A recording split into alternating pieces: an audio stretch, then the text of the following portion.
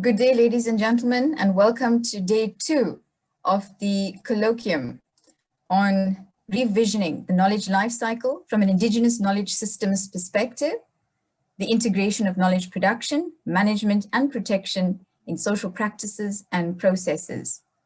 Before we commence the proceedings today, just to remind on some of the house rules, in that please maybe place all mics and videos on mute when joining and when not presenting, and that there's a Q&A option for posting questions and comments to the panelists, as well as a chat option for that purpose.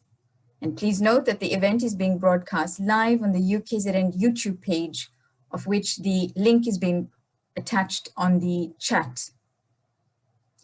Ladies and gentlemen, I would like not to delay the proceedings, but rather just to call on Professor Kaya, the Director for the Department of Science and Innovation, National Research Foundation, Center of Excellence in Indigenous Knowledge Systems at the University of KwaZulu-Natal as the hub, just to give us a bit of a recap of day 1 proceedings so that we can have a strong foundation on which to build and to draw further knowledge and experience from our knowledge practitioners today.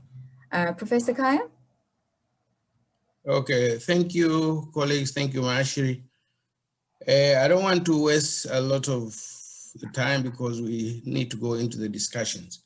What I did was to do a kind of a recap of some of the issues I tried to get out of our rich discussion yesterday.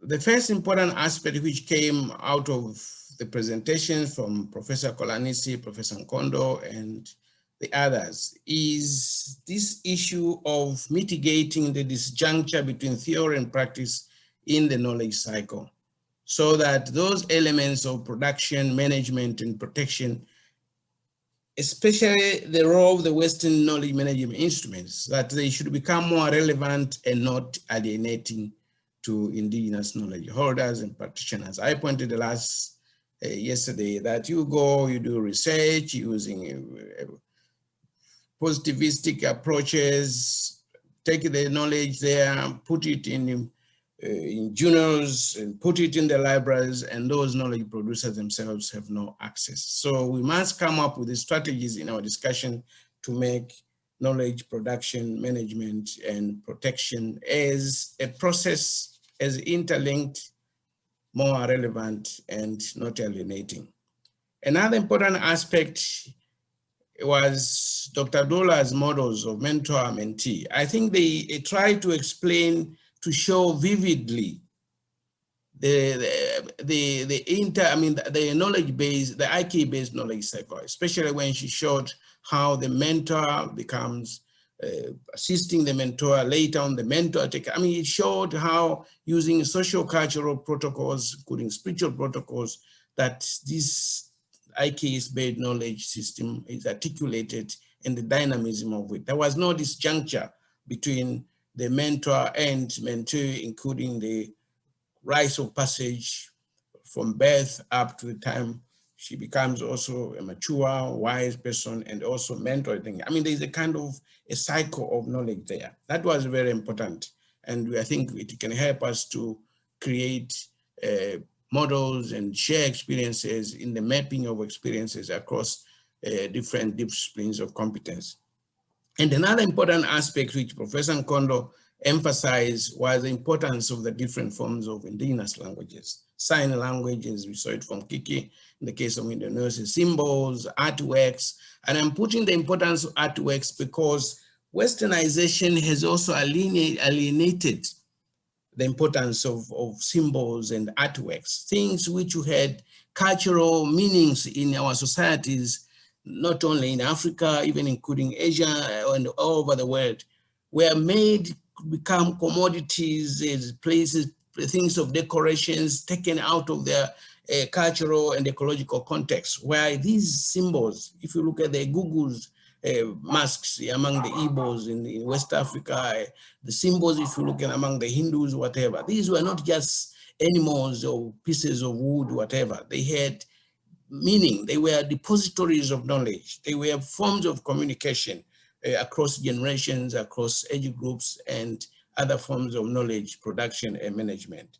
So these tools of communication, repository of knowledge in the IK space, I mean, the Western-oriented instruments of knowledge management can use these different tools and indigenous languages to mitigate that disjuncture between theory and practice, between living and learning in schools.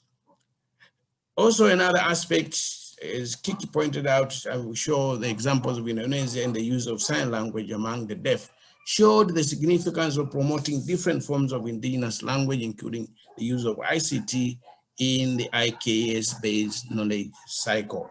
That is important. The significance of language in its different forms, storytelling, poems, or in form of art, using the modern digital technologies can be very useful in making knowledge cycle more relevant and more attractive to different stakeholders. And also, on the same point, the use of different forms of indigenous language tools must be culturally and ecologically specific to promote that social and epistemic justice across social groups and communities. Because that is also one aspect which we tend to neglect. How do we mitigate the social and epistemic injustices which exist among social groups, especially among the disabled? How can the libraries, how can the archives and museums and other instruments of knowledge production, management, protection, try to use language tools as not just tools of communication, but tools of promoting social and epistemic justice? And also, that's the issue I was talking about at this juncture. I need to devise practical strategies to ensure that inter-epistemic initiative, what we are doing now, creating this platform, as Professor Nkondo pointed out, and I also mentioned yesterday, how can we make this platform attractive and relevant to different stakeholders across cultures and regions, including business for buy-in and resource mobilization? And that's why we point out in the creation of our roadmap, we must have some of our colleagues in form of groups and in form of activities which we can promote internationally, market internationally, to make the initiative more attractive and have a buy-in. As Professor Nkondo pointed yesterday, we can all have all these nice talking here, but if we don't have the resources to make the initiative sustainable, we're just wasting our time. So we must come up, especially young people who are conversant with the ICTs, digital platforms. How can we use these modern tools of communication and knowledge communication to ensure that the platform becomes relevant, attractive, especially with different sections of the global knowledge economy, and they can see themselves in what we're doing and support it for its sustainability. The examples which were given yesterday from India, including the food there, also emphasizes a very important aspect, the question of mapping, especially the importance of sharing similarity and differences to build capabilities for sustainable solutions to global challenges. If you look at, for instance, the example which Mrs. Sabita showed yesterday about the textile, it resonates very nicely with the Ghanaian kente cloth. The way it is done is there are so many similarities, and if there are any differences, are just part and parcel of building those capabilities. The question of foodstuffs, whatever. The point I'm trying to drive here is the fact that we need to do mapping of different cases across disciplines of competencies to see how can we share knowledge and experiences in the promotion of this indigenous knowledge-based knowledge cycle. And also another important point which was emphasized, which I didn't put here, is the question of education for self-reliance. We must ensure that whatever we do here in the promotion of this knowledge cycle has occurrence in the educational system at all levels to ensure that we build the culture and the practice of education for self-reliance. He pointed the examples of former President of Tanzania, Nyerere, whereby education for self-reliance to ensure that the citizens, our governments and local communities use their own knowledge systems and resources to ensure that education becomes relevant, becomes interdependent, and promote the sustainability of life in the places where it is being used and articulated. I think I should stop there. Thank you.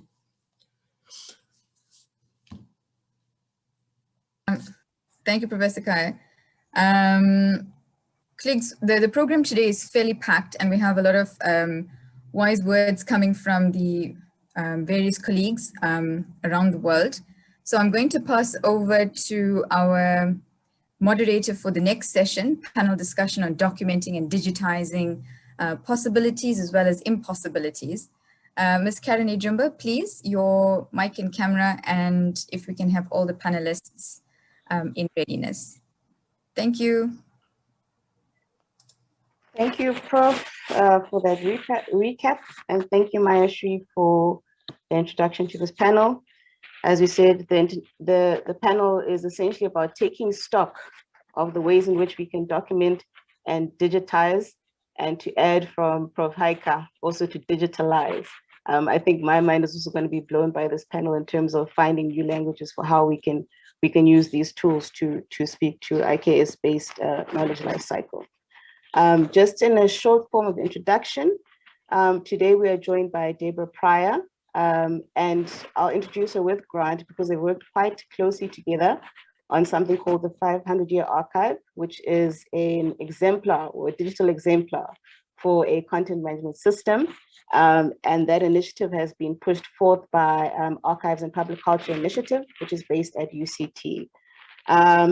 Deborah has extensive experience as an archivist.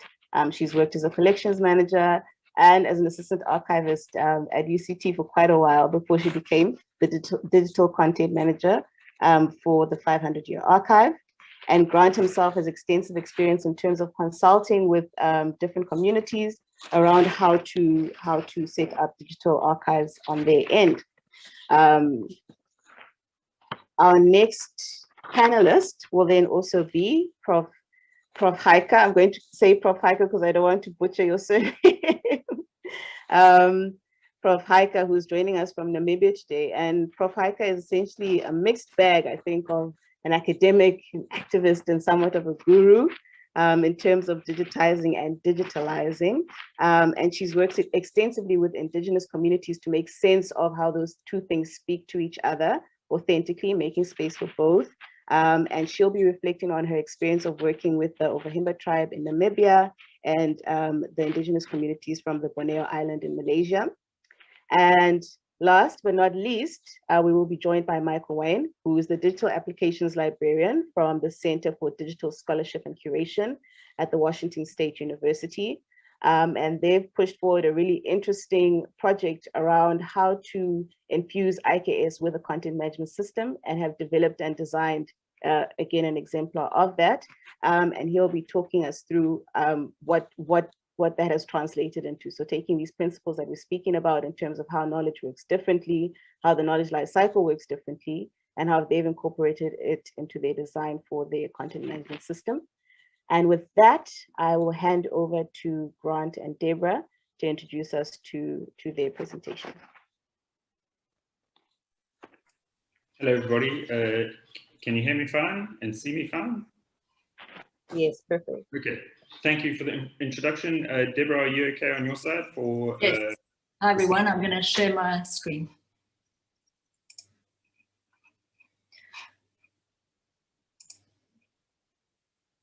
All right. Okay, are we good to go? I'm good to go. Everyone else? Okay. So firstly, I'd like to say hello and thank you to the organizers for the invitation to speak at your colloquium. Deborah is my colleague on the FHYA project, and we're here today to tell you a bit about some of the work we've been doing with FHYA over the past few years. So the FHYA project team has two main digital initiatives, and you can see them on screen. One is the 500-Year Archive, which uses a customized version of the archival software called the Atom. And another is Emandulo, which uses our homegrown system that we have been developing in conjunction with the head of computer science at UCT, Hussein Suleiman. So our presentation will first tell you very briefly what we're trying to do digitally and how we're trying to do it, following which we'll go on to explain why we use an archival framework explicitly and in some ways move beyond an archival framework. We'll tell you a bit about why we chose Atom, this archival software, and what we see as the benefits and limitations of Atom. We'll then explain a bit about our rationale for turning a bit away from Atom and towards our Emandulo project, which is a low resource, sustainable homegrown system. In many ways, to try and overcome the limitations that we found with this Atom software. So moving on, what are FHY's aims? Our project-specific aims are to try and to develop tools to enable historical research into a persistently neglected area, and that is the Southern African past before European colonialism, sometimes called the pre-colonial past. Now, this area is seen to have few resources, but if we look a little more clearly and dig a bit deeper, there are actually lots of sources. However, they are not recognized as sources, or they're not framed in ways that enable them to be used readily as historical sources. So we are interested in how knowledge was produced in the days before European colonists arrived, what it looked like, what is available about those periods, and what we know historically about these forms of knowledge. So some of the material that we use to tell us about this past, this distant past, is highly colonial, and it's shaped in particular ways and it's framed in particular ways. So this includes materials that might have been subject to colonial and apartheid categories, classifications, and knowledge management. Some of the information, or other of it, should I say, like clan praises or cultural practices, oral forms of history, they sit outside this type of colonial framing. And both of these bodies of knowledge present methodological problems, So we try to deal with each of them as we develop these digital tools that I mentioned, the 500-year archive and the Emandulo. But I want to highlight here that, our intervention is not simply one of making things that are available elsewhere or in analog form, now available online. We're not digitizing and bringing stuff together. We want to use the digital opportunity to make, bring these materials together, but to also open them up to entirely new types of engagement and different ways of thinking and new ways of thinking. So let me give you a bit more info about what the FHYA is. The FHYA is simultaneously a conceptual and technological intervention. And the challenge lies in trying to line up these two levels of intervention. It's conceptual in the sense that it's informed by years of critical research trying to get around colonial framing. And it's technical in the sense that we have created digital outputs in the form of our exemplars, again, the 500-year archive and Emandulo. Moving on, why did we choose an archival framework?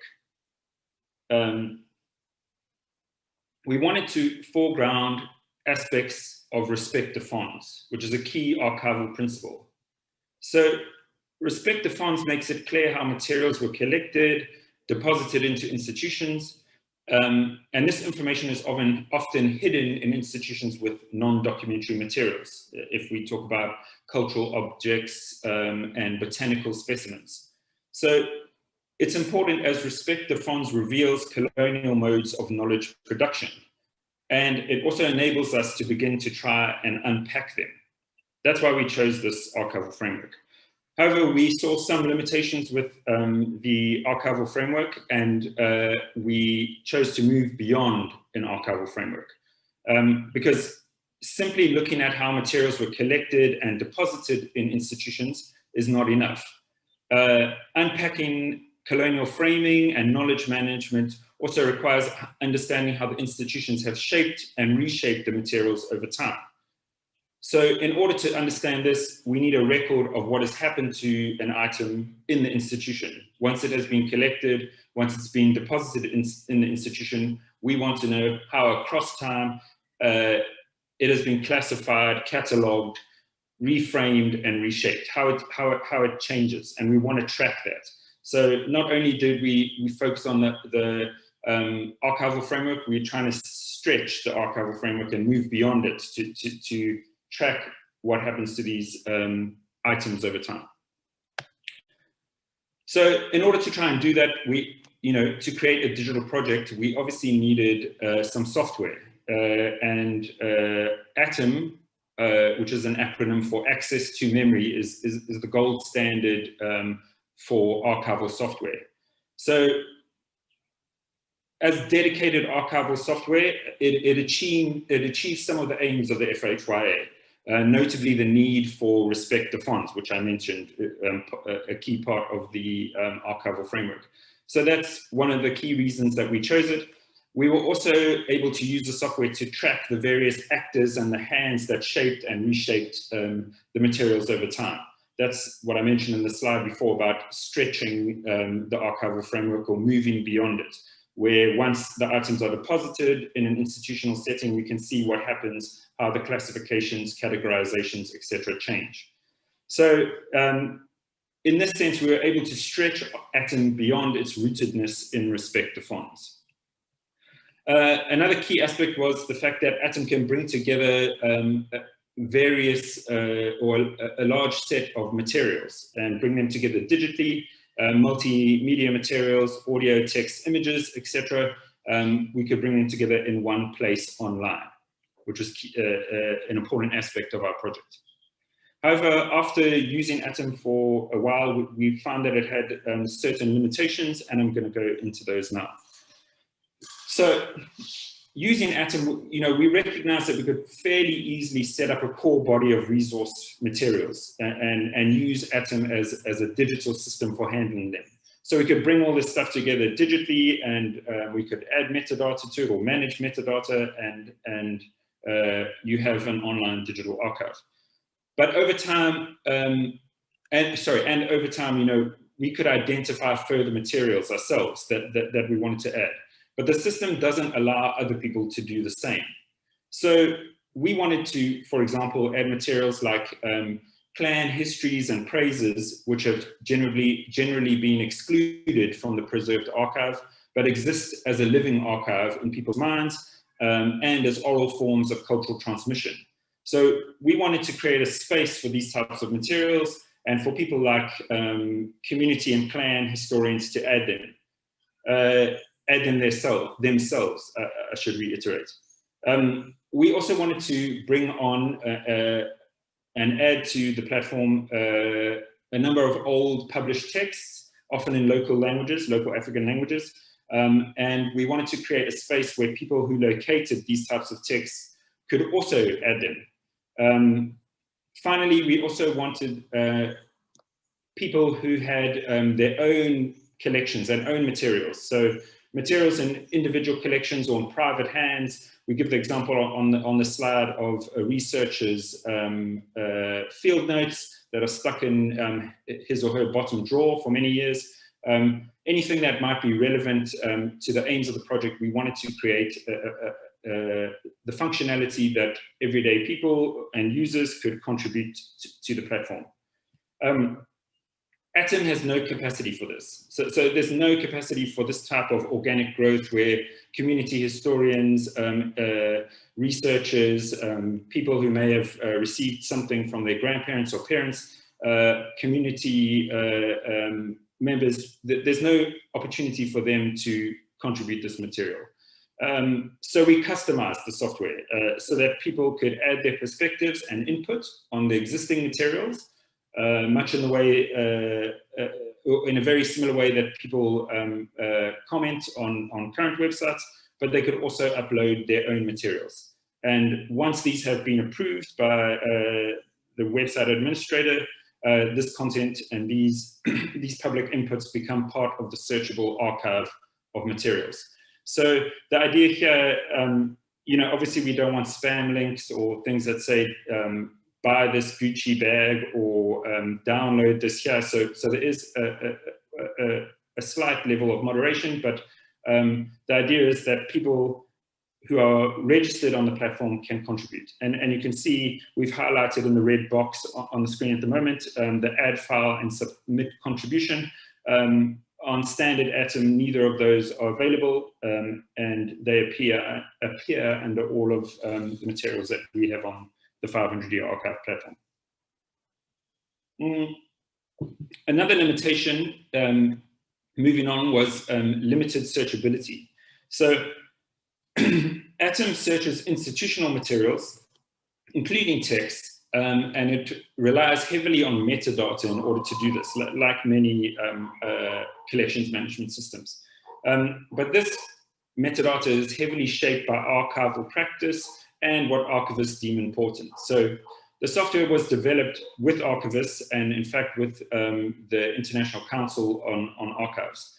So we wanted the existing materials and user inputs to be searchable. So the user inputs that I mentioned in the previous slide. And for search terms to be highlighted, because this is especially useful when the user is navigating reams and reams of dense text. So if you search for something, we wanted the search term to appear so you know why this particular item is being presented in the search results.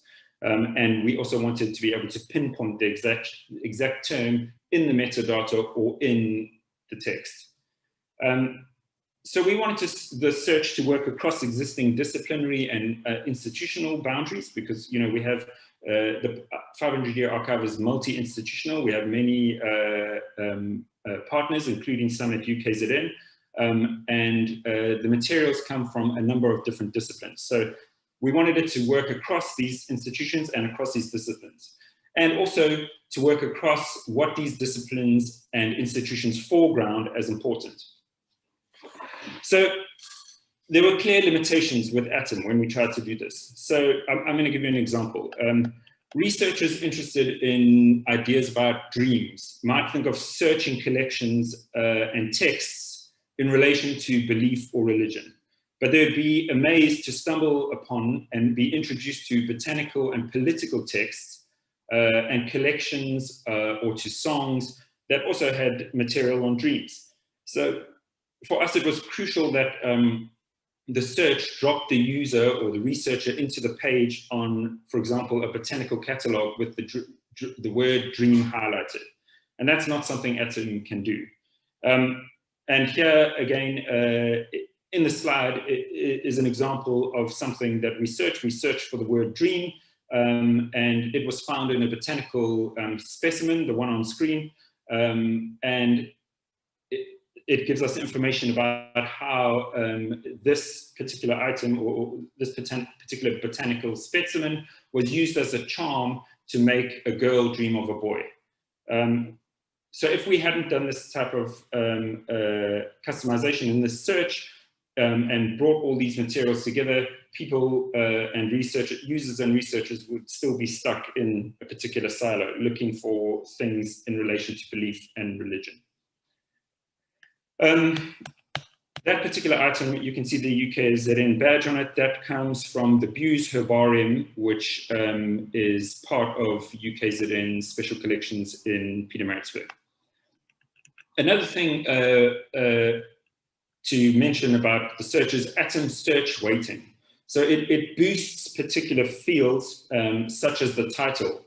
And in many instances with the types of materials that we have been dealing with, these colonial these materials that were collected in the colonial era, where they don't actually know all of the detail about the particular item, you know, the title could be an inherited misidentification. So in order to try and counter that, we customized the search to give non-institutional materials the same weighting and therefore the same chance of being found. So for example, if a community historian wrote a version of his or her clan history in 2020, and it included the term dream, it would have the same chance of being found as this item from an institutional collection, this item from the Buse Herbarium that is on screen at the moment. Okay, moving on to the next limitation of ATOM. The more we worked on the 500-year archive, the ATOM version, the more we discovered how critical engagement with existing arrangements and rearrangements of various kinds, because the digital allows you to rearrange material, we discovered how this critical engagement released the materials from long-standing assumptions. So, you know, in the same way that we felt users needed to be able to add materials, upload their materials and annotate and give public input on existing materials, we wanted to open up demarcated spaces for them to curate the materials differently. And as I say, the digital allows that. So we needed a space for digital experimentation. And this is not something, it's definitely not something that ATOM caters for. So as you can see on screen, these are some of the digital curations that we have been working on. And we are in the process of developing different digital tools that will allow, again, for example, a community historian to recurate or represent, not represent, represent the history of their area or their clan in a new way using digitized materials from institutions around the world. Those are our partner institutions, some local, some international. So similarly, poets could use digitized audio recordings from the colonial era to create a new work that included their spoken word in a vernacular language. Moving on to other limitations with ATOM, or in fact, any or many of these softwares. So sustainability and expense for us in South Africa is key. So, you know, initially we tried to source South African developers to customize our version of ATOM to make it do what we wanted. But we found that there's a clear lack of local expertise for this quite niche software. We then approached ATOM's own developers to do the customization, to make it do what we wanted. And despite this, each time the software upgrades to a new version, each time it's updated, we have to ensure that the code that they customize for us is compatible with the new version. So this is costly, especially if you are looking in US dollars, which is what they charge. So we attempted to try and engage with the ATOM developers to get our customizations incorporated into the core code base of the software, which means that our code and our changes would be incorporated into standard ATOM, and it means that they would have been automatically updated each time there's a new version of the software. We were not successful in this. This is a challenge that is not our own. It's a Global South challenge, because us in the Global South, we need a cost-effective, long-term solution that is built using existing, readily available open source software. In short, we need a homegrown solution.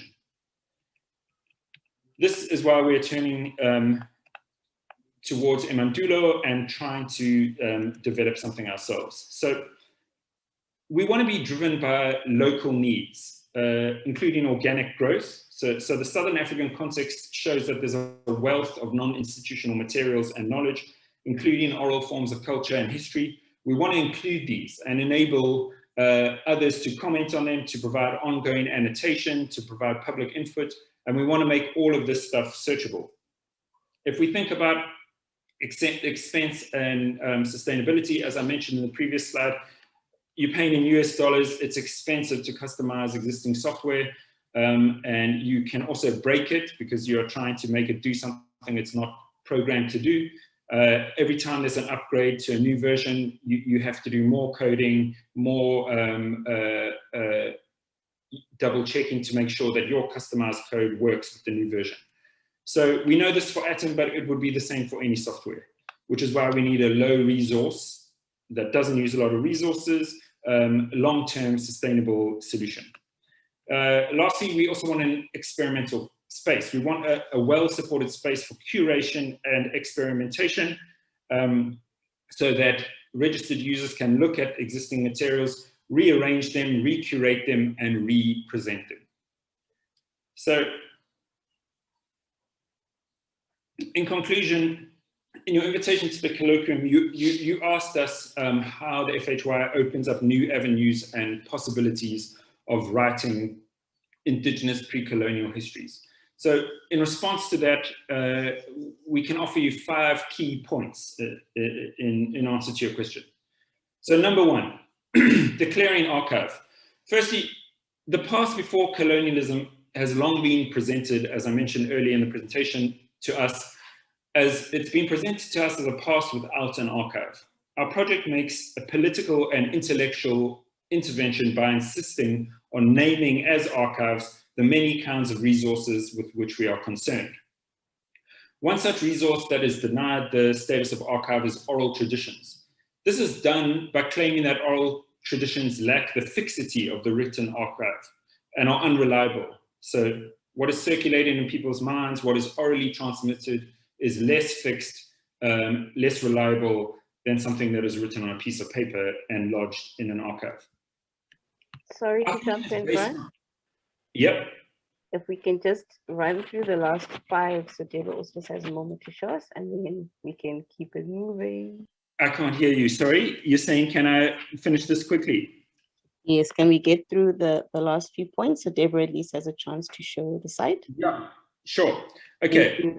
So the first part, our critique of this supposed lack of fixity is, it has 2 parts. The first is that archival documents themselves are subject to change over time. So they are not preserved unchanged over time. The second part that shows that oral traditions are subject to all kinds of fixed Indigenous custodial protocols. So they are not, they are more fixed than we think. The project makes scattered materials available. So the materials we're dealing with are scattered all across the world. As I mentioned, we have various partner institutions. To access these, only a handful of researchers can get at them. They must locate them when they're often mislabeled. They're tucked away in museum basements, and then they have to travel in normal times, not COVID times, perhaps across 3 continents to try and access them. So we locate the materials, we digitize them, we make them easily accessible online. In this era of fake news, where there are concerns about evidence, we provide a public platform where the archive itself can be readily consulted, not simply referenced with a number to a box that's on another continent. Atom, if we look about navigating with ease, Atom is the gold standard archival software, but it's clunky and difficult to use for non-archivists. So we have developed an easy to navigate platform in Imandulo that includes presentations and curations that give you direct access to the archive. Number 4, we have tried to, our platform reveals the shaping of materials. Our system exposes fully the ways in which colonial practices and epistemologies have shaped knowledge, as opposed to having knowledge appear as a neutral fact. Lastly, number 5, creating a language archive. We made a point of trying to locate and upload a number of different resources in local African languages and allowing registered users to do the same. This makes it possible to use language as an archive, by which I mean if we have a huge bulk of vernacular texts of all kinds, Indigenous library texts, literary texts, press articles, dictionaries, and songs. If we have these digitized and available to search, we can find particular terms in places we never imagined. So we can see this term in action in multiple contexts, and in this way, dispersed and unknown fragments can be convened digitally, and we have rich possibilities that come into view. So I'll stop there, but in these and many other ways, our work is designed to make inquiry. It's a research project into the remote past possible, and to imagine ways to do serious research much easier, excuse me. Thank you. Thanks so much, Grant. And Deborah, I know you're going to share the presentation with Grant as well. Let's let you draw up your screen. If you can just pick 3 key things that we should know about the site. Yeah. Okay, great. Hi, can you hear me? Can you see the site? Perfectly fine. Thank you. Okay, great. Okay, well, picking up on Grant's last point, thanks, Grant. His last point was talking about how we've created a space for what we're using the term a language archive. But to show this in action, we're pointing out that, you know, we've convened in one place a whole lot of older vernacular texts, and they become resources of tracking Indigenous concepts over time. So if we want to put in a term that might be interesting, like there's a lot of contemporary interest in rulership and in what it looked like in the past. And so especially through Indigenous institutions like kingships and chiefships and women as rulers, etc. And so if we input a term like umbuso, which in Singuni language, means something like ruling or ruler, because we've got such a range of materials convened in one place, you'll start to be able to navigate through. Here we would have transcripts and translations of spoken prayer and songs that have been recorded. You could listen to some of the digitized audio. You could jump into an edited typescript from an old interview done in 1970. And with the capability of the customization that we've done, when you open the PDF, it would drop you straight into the PDF, highlight the term, you'd be able to, in this instance, see the term being spoken in relation here to Uzwide. So that's just one of the ways that you'd be able to move across a whole lot of different media, which you would not normally be able to do with just one. Here you'd get into some old texts that have been uploaded. Again, if you opened it, you would drop straight into the word, and you'd be able to follow a search term in a whole host of ways. So yeah, that's what we mean by using the vernacular text en masse in one place as an incredibly rich resource. Have I got any more time? We can do one more, Deborah. Okay, I'm going to put another term here. I'm going to put a term that it's called Msenge, and it is, again, coming back to the collection at UKZN in the Buse Herbarium. And you can take a look at the specimen. Because we've digitized all the surrounding archival apparatus, which are like the labels, the old index cards, it's important to see these so you can see who's called these items what over time. And we've made also interventions, interestingly, like this, where normally this would be called Casonia spicata, which is the traditional way of calling, you know, the Western way of always using the Latin specimen name. We've made an intervention and said, well, we're calling it the vernacular term for this because this is where we're drawing it from. And if you go into the term Msenge in the search, you'll also see that not only have you been able to see the specimen, but somebody can actually look on the page and say, oh, you know, I've seen something in the Biodiversity Institute. It's actually also called the false cabbage tree. So here a user has actually uploaded a link, which would then take you out the site, and then you could read more on the cabbage tree over here. So that's a way to also start to move in and out with adding information and knowledge to the site. Any user could do that.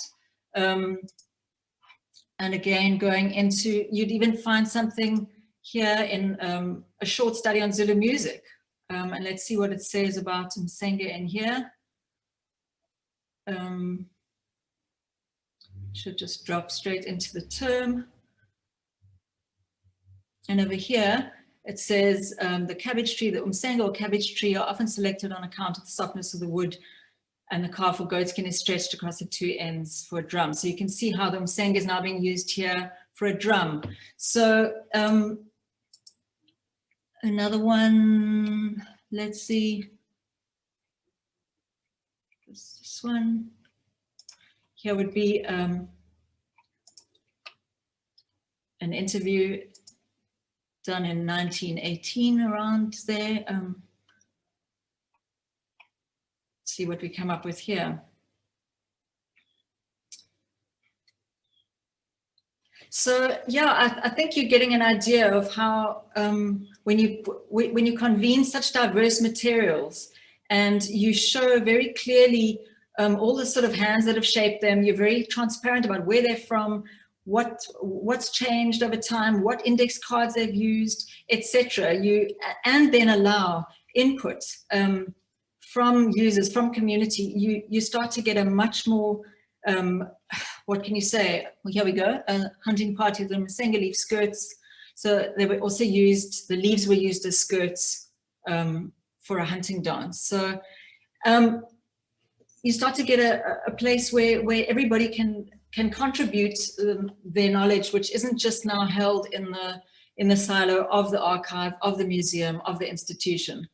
And I think that's a very, very important point in the digital moment, because let me just put my video back on, and I'm going to just stop sharing there, or just go back to the home page.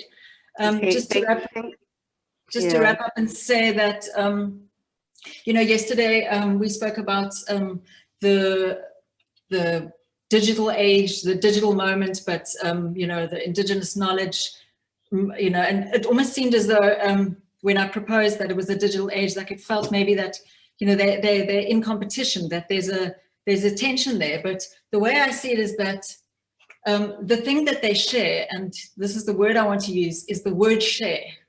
And this is very interesting because it came up time and time again that indigenous knowledge is shared. It's shared generation to generation. It's shared in community. And interestingly enough, in this time of the digital age, with social media, what is the word that we use all the time? It's share. We share this, we share that, we share this, we share that. And so this word share is exactly a very good bridging word for because how are we going to share that knowledge into a digital system? And I think this is just where we start to discuss, you know, and talk about what's needed really, because I don't think that's completely understood yet. And I think that's where the discussion and the whole growth needs to go, where I think that people that are helping to get knowledge that is not available in these sort of ways, I think that people that are helping, like myself, helping to get it onto sort of a platform, need to really understand what's needed. And I think that discussion's just starting. So yeah, thank you.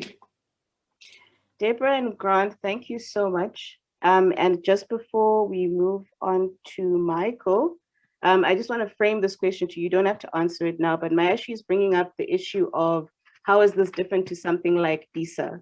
And I'll respond from my side as well, because that project was very much around access. But what you guys have really done is interrogate certain aspects of the archival form. And you know, you've looked at how to provide clarity around provenance, how to map objects such that you show the life that they have. How do you put up different mediums in which knowledge is carried in? How do you create user agency, which allows for communal knowledge production? How do you disrupt disciplinary divisions, and then also the divisions between all the different physical archives to give people an access to, you know, all across? So it's not just about a collection saying we're going to scan our document and then put it up and then people can see it. There's like a whole, you're trying to create the dynamic way in which knowledge lives on the ground in a digital form. But what I wanted to ask, and which you can sit on as well, is then how does that change the function of the digital archive? So what are we doing now? It's no longer just accessibility. What are we doing now when we're creating these digital platforms? And I think you can address that towards the end of our panel discussion. And then just to draw your attention to Mohammed Jogi, who's looking for links to your projects in the Q&A section. And then also to Chris, who has a few questions he'd like to have answered in the shared chat as well. And with that, I'm going to pass over to Michael to introduce us to Mukurtu. Thanks, Karen. Let me just get my screen share going. And just to add, Michael is clearly a dedicated soldier in this movement, because he's up very, very early in the morning to be with us today. So thank you so much, Michael. Really appreciate it. Absolutely. Okay, so yeah, thank you again. I'm Michael Wynn. Again, I'm the Digital Applications Librarian in the Center for Digital Scholarship and Curation here at Washington State University. And Washington State University, our Pullman campus, is located on the homelands of the Nimi-Punez First Tribe and the Palouse people. We acknowledge their presence here since time immemorial and recognize their continuing connection to the land, to the water, and to their ancestors. So I'm going to be speaking a bit about Mukurtu CMS today. Mukurtu CMS is a free open source content management system and community access platform built with the specific needs of Indigenous communities in mind, specifically for curating, sharing, and managing their own digital cultural heritage materials. Our team at WSU, we develop and maintain the source code, we provide support, outreach, and training. One thing that we don't do, barring a few specific projects, is we don't host all the Mukurtu sites that are out there. They're each, generally speaking, a community organization, independently managed piece from there. So Mukurtu is used by Indigenous communities around the world at this point, as well as other user groups as well. And it gives communities a tool to decide how to make their content available based on their own protocols for viewing and circulation. Sort of one final note, and pulling back to the archives note earlier, Mukurtu has been developed and is really intended to work best as one part of a larger digital preservation ecosystem. So it's specifically designed to serve as that access tool within a bigger framework. So it's most effective when it's used in conjunction with other digital preservation system services and workflows. There's four main features that really set Mukurtu apart from what some of the other platforms in the broad content management or cultural heritage management realm do.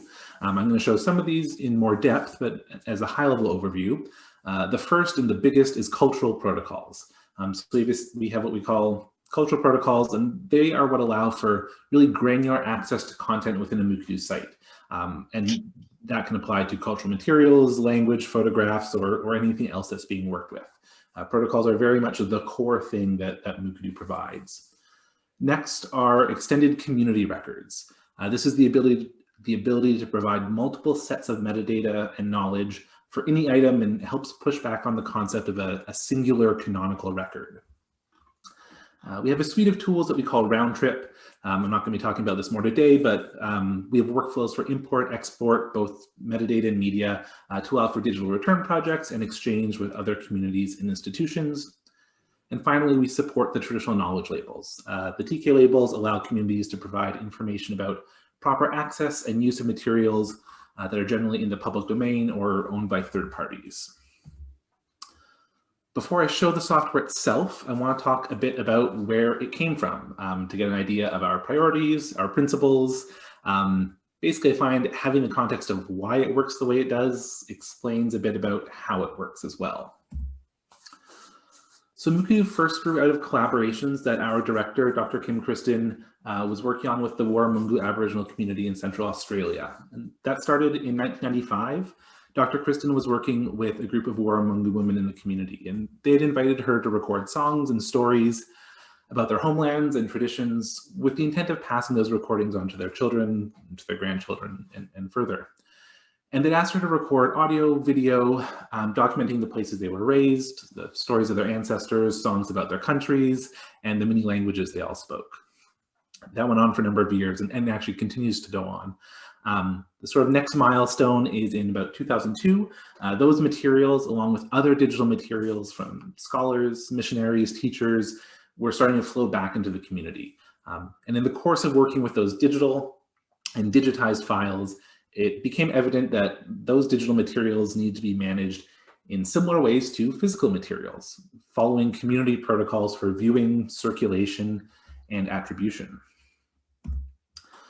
I really like this example. It illustrates those physical protocols that are in place. So this is a filing cabinet located at the Ninkanunu Art and Culture Center in Tennant Creek in Australia. And we can clearly see that access is restricted to men only and that permission applies for access. So the question was how to translate protocols like this, these face-to-face protocols, into or onto digital materials when they are removed from their physical context. Michael Jumpin Jones, an elder in the community, was working on that. And as the project developed, he chose the name Mukudu as the name for the digital access platform that he wanted to create. Mukudu is a Waramungu word. It translates as a dilly bag. And elders would keep sacred items in the bag, but they had to open the bag to teach and educate the younger generations. And similarly, younger generations had to ask and listen and learn about the items inside. So the dilly bag, Mukudu, is a safekeeping place, and that was the starting point to create the first Mukudu Wampuramikari archive for the Waramungu community that first launched in about 2007. Since then, and over the years, more people heard about Mukudu, and the program was, or the platform was expanded from a single, unique, offline tool to a more flexible web-based platform, which has continued to grow. And we've had the great privilege to work with many Indigenous, Native, and First Nations communities as part of our community-driven development process. Their needs and feedback is what guides our development, helps us refine our features, and really drives our user support as well. So I want to talk a little bit about the structure of a Mukudu site. Each site will have 3 elements that provide the framework that we use to create, share, and describe content. Those are communities, cultural protocols, and categories. I often call them the 3 Cs. Go into each in more detail in a moment, but to start off, communities are the who of Mukudu. They represent groups of contributors and users and help identify where content and knowledge is coming from. Cultural protocols are how. They are how individual users access specific content provided by the contributors. Very importantly, each Mukudu community within a site will create and manage their own set of protocols. And categories are the what. They're descriptive terms that help enable discovery. They're generally a fairly small set of common language terms that help the core site users find what they're looking for. So communities, again, they primarily represent the source or contribution of content on a site. For example, a community could be a group of language speakers, a nation, clan, family, or a repository that holds material culture. A site can have as many communities as needed.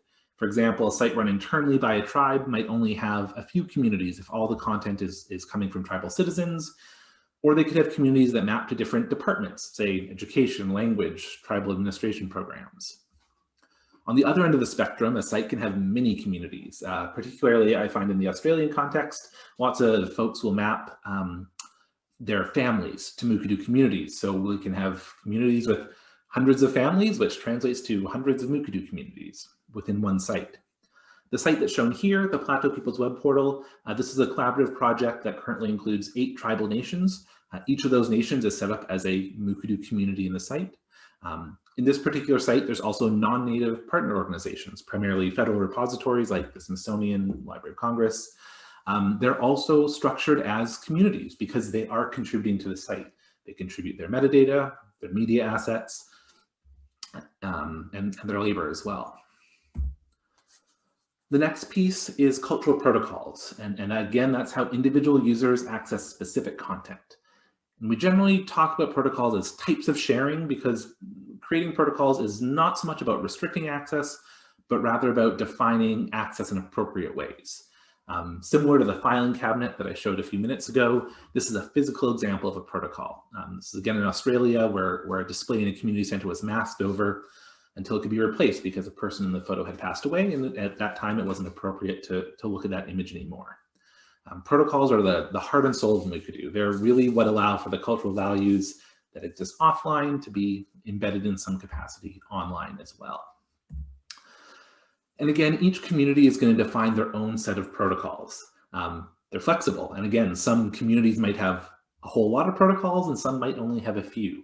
Some common protocols that we see fairly often are potentially gender-based, men's or women's business, seasonal. Out this way, a number of communities will have things like winter songs or winter stories that are only accessed during a portion of the year, ceremonial, sacred, tribal citizens only, community only, things like that. We also see protocols used for things like workflow, for staging or reviewing or vetting content. And finally, if items are going to be shared publicly, a public access or an open protocol has to be created. So ultimately, Each user will only be enrolled in certain protocols. So different users will have different membership depending on who they are and what they should be able to access within a site. The last of the 3 C's are categories. These define what is meaningful to users. They're a discovery tool. They help us label, search, and browse for content. Again, it's going to be unique to every site. We don't default to existing controlled vocabularies like Library of Congress subject headings, since the scope of the content and the audience will vary so much from site to site. We generally recommend that folks stick with accessible terms, tending to avoid technical or academic jargon. Again, coming back to the portal that I showed earlier as one example, this site has 12 categories. Some are fairly self-explanatory. I would say artistry and artifacts or language. Others are a bit more complex. We have a government-to-government relations category here. That contains things like treaty documents, censuses, Bureau of Indian Affairs reports, and the tribal representatives who planned this site didn't just want to call those historical or government documents. They wanted a term to reflect the sovereign nation-to-nation relationship that they each have with the federal government in the US. So together, those 3 C's are flexible enough to adapt to each situation and form the foundation of each unique Mukurtu site. Okay, finally, I can talk a little bit about the content now that we've covered the structure. The main content on most sites is what we call digital heritage items. There's some other content types like dictionary words. We don't have time for those today, unfortunately. Digital heritage items are at their core usually a combination of media and metadata. They move beyond the notion of one single canonical item or one record to allow for more context and more relationships within the site. Digital heritage items can be built around a wide range of media formats. Image, audio, video, documents are all supported. The metadata schema that we use is an extended version of Dublin Core that we call Mukurtu Core. This, again, coming back to the Plateau Peoples Web Portal, is a digital heritage item on that site. It was chosen to be digitized by the tribe as part of our collaborative curation process that goes on with this work. So at the top of the page, we can see that there's 2 records within this item, one from the Northwestern Museum of Arts and Culture and one from the Warm Springs tribe. Right now, we're looking at the museum record. So we have the title as a root gathering bag. Below that, we have the image from the museum collection. Over on the right side, we can see that both the museum and the tribe are identified and that they both have selected a public access protocol. We also have the artistry and artifacts category, which rounds out those 3 C's. A little bit further down the page, we have a general museum description and other metadata from the records. I'd say it's a pretty sparse record, and in this case, we know that there's more knowledge out there about this item. One of the ways we can show that is by looking at the Warm Springs record, again within the same item, multiple records, and there's some differences. We have a title added by the tribal representatives, not a root gathering bag, but a Wascombe basket. This record is only attributed to the Warm Springs community. It's still publicly accessible. They've also selected some keywords, and we have a list of contributors who are named tribal members who produced this record within the item. We also have a traditional knowledge label, which I alluded to a little bit earlier, to make it clear that attribution belongs with the Warm Springs community. And finally, we have both text, and I'm going to show a really brief clip in a moment of a video called Traditional Knowledge Statement that was included here. So I'm just going to play a little quick excerpt, and this is the last part of my presentation. Chinaf was kopami wapani wapas mi wapas ukna chalotni ni winch was kopam winch ku yamash stay with chabaish Pani nakkanin kana one patat quaint yamash yaw chichini page why when ikuspa ania anakus mispa matumna nachna chitas ikus koha winch nakkanin hatash nuktki yamash me.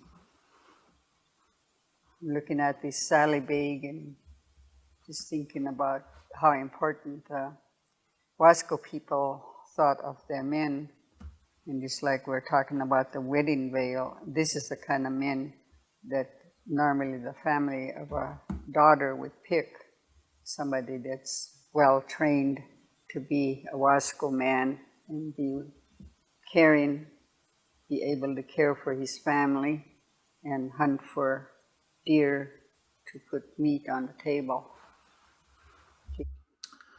So we go from that really sparse, limited institutional record to our leader Rowan speaking about their materials in language and interesting, and we get such more context, such a richer experience that they're able to curate and produce. So I think that's all the time I have for this presentation, but I hope it gives a sense of some of the core values and tools within Mukurtu CMS. If you're interested in learning more about Mukurtu, please reach out to our support email or our site more generally with any questions, and we'll be very, very happy to answer those for you. So let me just back out of that. Michael, thank you so much. And I'm just going to make a comment in terms of us seeing digitization as a strategy for how you translate some of the things that we were speaking about yesterday. So how Indigenous knowledge systems live and work in the world, and how you translate that through design into your content management system. So you've done a fantastic job of speaking us through that. The two questions I have for you, which again, you can also sit on and answer towards the end of the presentation, is yesterday, Dr. Dula expressed quite an important point, which is the fact that knowledge and humans cannot be separated. So the first is more of a personal question in terms of how are you sensitized to how Indigenous knowledge systems work? And how has that allowed you to revision what your role is as a knowledge manager? And then the second aspect of that is, you mentioned that you go into the communities and you do the training. Are there any kind of protocols that you follow within that training that make sure that the Indigenous knowledge holders and the Indigenous knowledge practitioners are foregrounded in the process of developing the site? So not just the fact that the site reflects all those things, but then also what are the protocols within that session when you're together for however 2 or 3 days? What are the protocols that you follow in those sessions? And with that, I'll then hand over to Prof. Heike.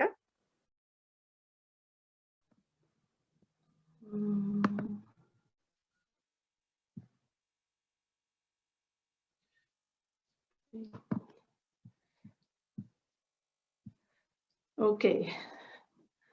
Good morning or evening, depending on where you are. So I will take you now to another side of technology. And now, just 1 second. Okay. So in our work, Indigenous people and the Indigenous knowledge holder are at the center of what we are doing. So we are, together with the people, we design technologies so that they can collect and curate their own Indigenous knowledge. And this is to prevent that people from outside come, interview, take the knowledge, reinterpret it, and represent it in totally different ways than the communities would like it to be represented.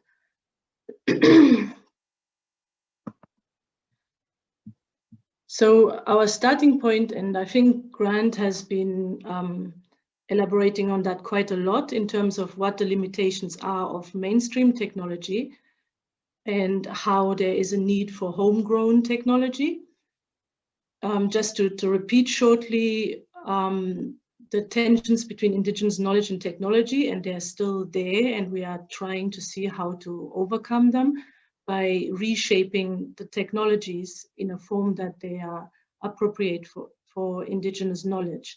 But the current mainstream, of course, is technologies are rooted in Western epistemologies and therefore have sidelined many aspects of Indigenous knowledge. And I think we have seen that a lot yesterday in terms of what is Indigenous knowledge, that it is dynamic, adaptive, contextual, holistic, which is actually exactly the opposite of mainstream technologies, like the databases, which are fragmented, static data, abstract, and the data and algorithm are biased. I'll come to that for artificial intelligence, but there's a lot of bias. And so what happens if is if we squeeze indigenous knowledge into these drawers. If you imagine you have to squeeze some big piece into a couple of drawers, you cut it up, and the pieces that don't fit, you throw them away. So that's kind of what is happening to current digitalization of indigenous knowledge. So whatever doesn't fit into an existing drawer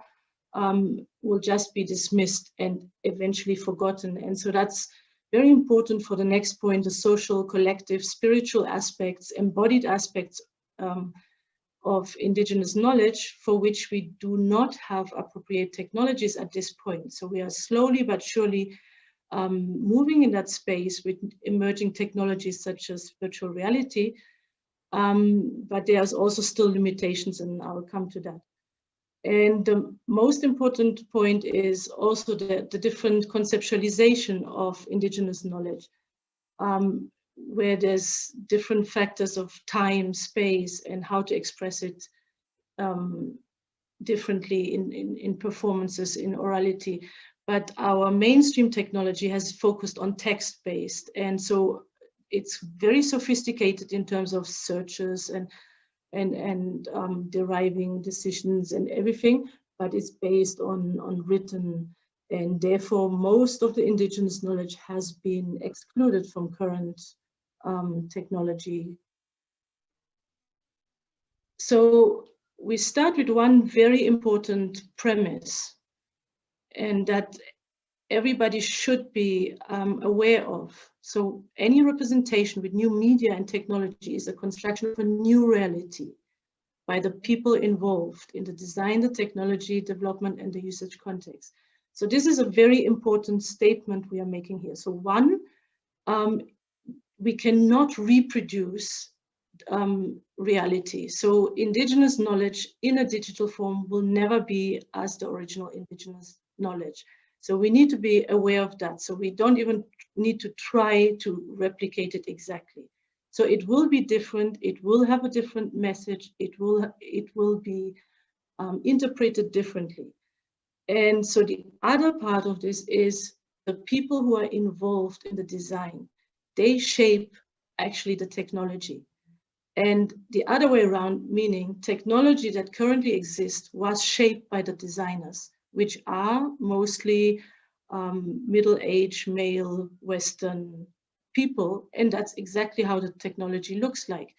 And it supports Western knowledge systems based on text retrieval. It's kind of replicating library systems, and it doesn't fit at all with what indigenous people have been practicing in terms of indigenous knowledge management. And also the whole categorization, the whole search mechanisms, they are kind of meaningless to people within a context, within everyday's life. Nobody actually searches by a term, by a category. It's by a situation, a problem, an occurrence, something that triggers a desire to know something, but it's not, I need to know the meaning of term X or something. So it's a totally different way of thinking. And therefore, with this premise and knowing the tensions between mainstream technology and indigenous knowledge, we advocate community-based technology co-design. So the most important thing in our approach is the indigenizing, that IK holders are co-creators of technology. So yes, they are not trained technology designers, but they have their own expertise in indigenous knowledge. And that is exactly what then flows into the design of technology if they are part of the technology design. The other important thing is that it should be situated in local epistemologies, because only if the development is situated within the epistemology can then the technology represent that specific epistemology. So if you're sitting in in an office in New York, you cannot conceptualize what it means to to walk through the bush in Namibia. So it's situated. And also the validity, it has to be validated by the community. So of course we are innovating because we are creating new technologies through this approach. We're creating new meanings and resilient solutions, and we bridge gaps. So our point of departure has been to bridge the intergenerational gap. So we have been working with the elders, and they have all been concerned that the next generation is no longer interested in indigenous knowledge. And so one of the ideas was then to see what kind of technologies can we create that bridge that gap. So our first target group were the indigenous youth. But meanwhile, we have been expanding, and from a political aspect, what are we trying to achieve? So on a scientific level, we want an alternative paradigm, and we want to reposition indigenous knowledge and indigenous people. And that means also introducing indigenous knowledge in everyday life, in different spheres, and not just in an archive or a database, which only interested researchers do access, but we want to make sure indigenous knowledge is part of everybody's life. So we have conceptualized a framework. So we have been working more than 10 years now with indigenous people in co-designing technologies. And so we have designed this framework together with the indigenous knowledge holders. So they have informed exactly what should happen in these different steps. But the important part is that throughout all the steps of collecting, correction, curation, so for all of that, there can be different kind of tools designed that indigenous people can use in their everyday life. And they should be co-designed. And the other important aspect is that continuously within the co-design process, but also within the collection and curation process, new knowledge is continuously created. So those are important aspects to consider. So it's nothing static that can just be deposited somewhere.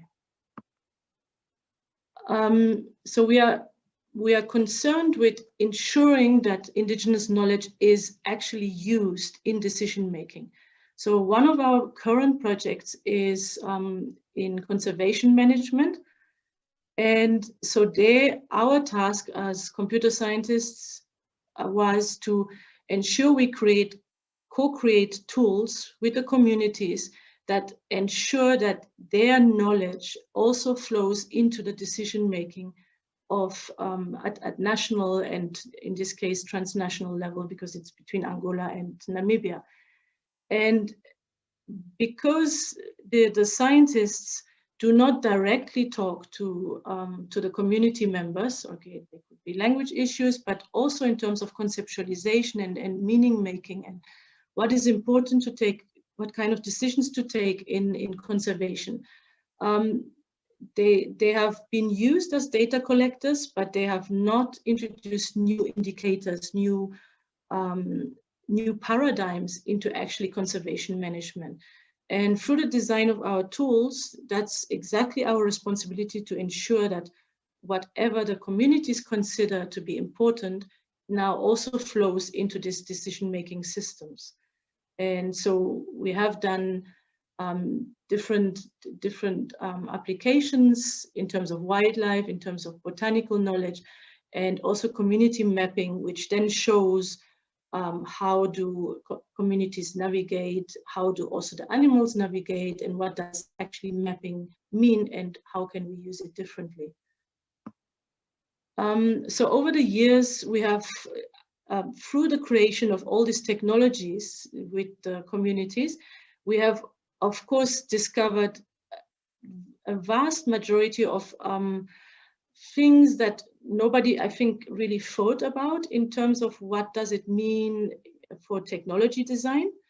And so having worked in the visual space, we realized that perspectives matter. So recognition of certain objects, depending on which perspective it is. Then meaning making and representation of meaning, for example, like the trees down there. So we have been struggling for many, many years to see how can we represent a tree correctly. The left is a photo, the middle one is the 3D graphics, and the right is a drawing by the community.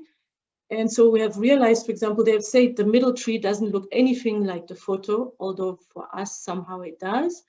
But also realizing the importance of roots, as drawn on the right side, needs to be represented even if our eyes can't see it. So it's important to realize that for the community, other things matter that need to be represented that might make no sense to us. And another important aspect we realized is, for example, this geo-object-centric spatial. So most of us have an egocentric spatial memory. That means we orient, when we turn around, we remember things relative to us. But the community members don't. They have a geo or object-centric spatial memory.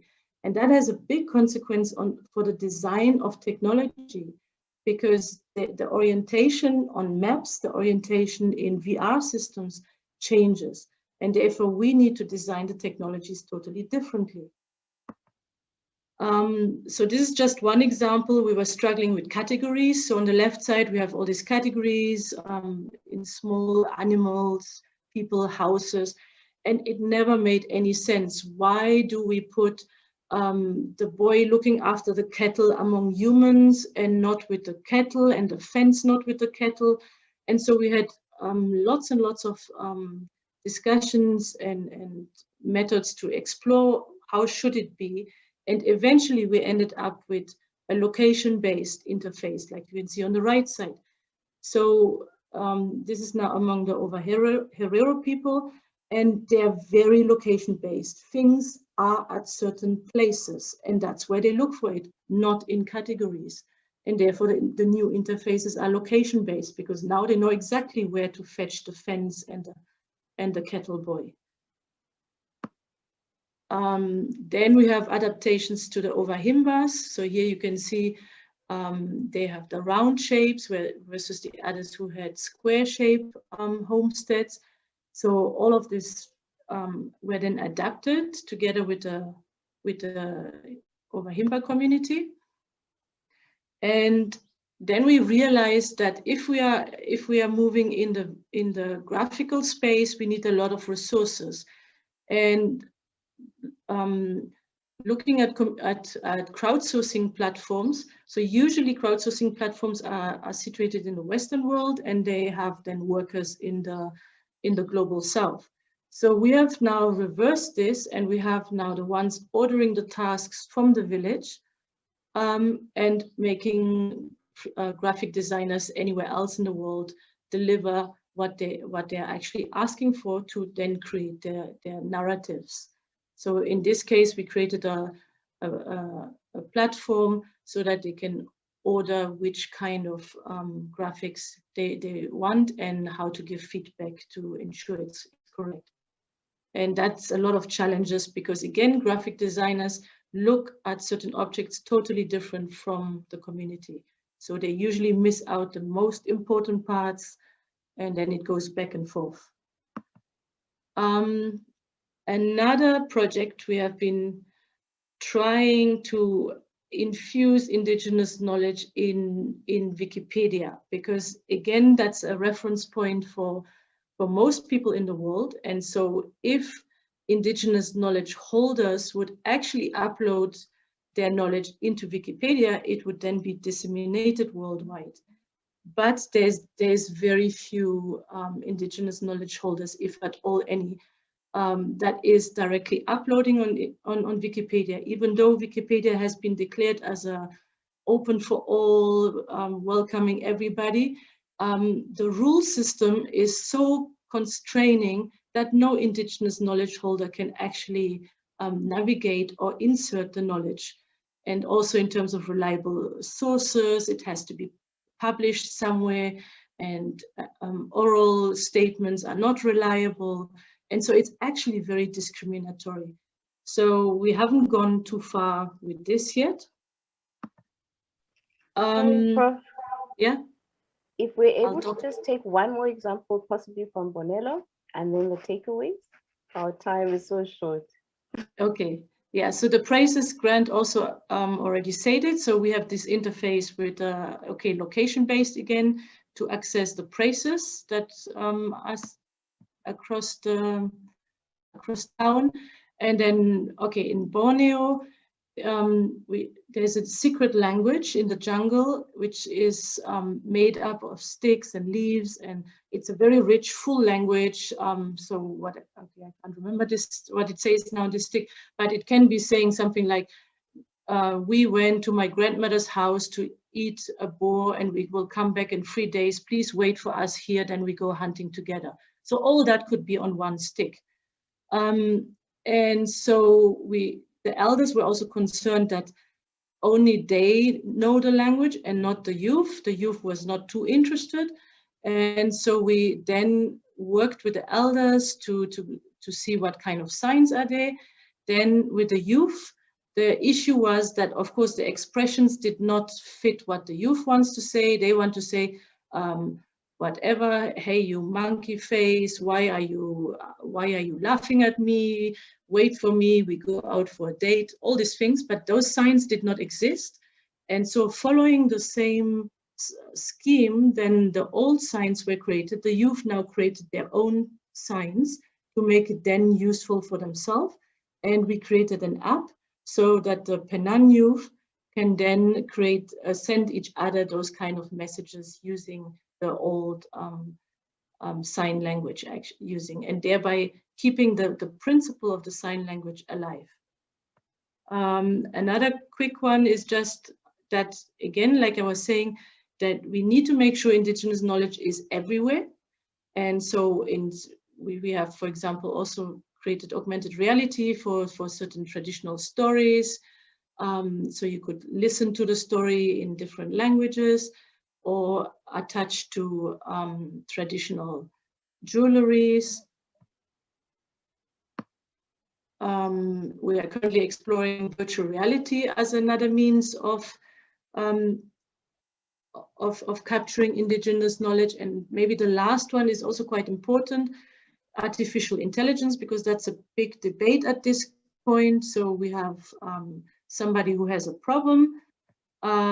We have all this artificial intelligence with existing data sets, which are whatever from the Western world, written text.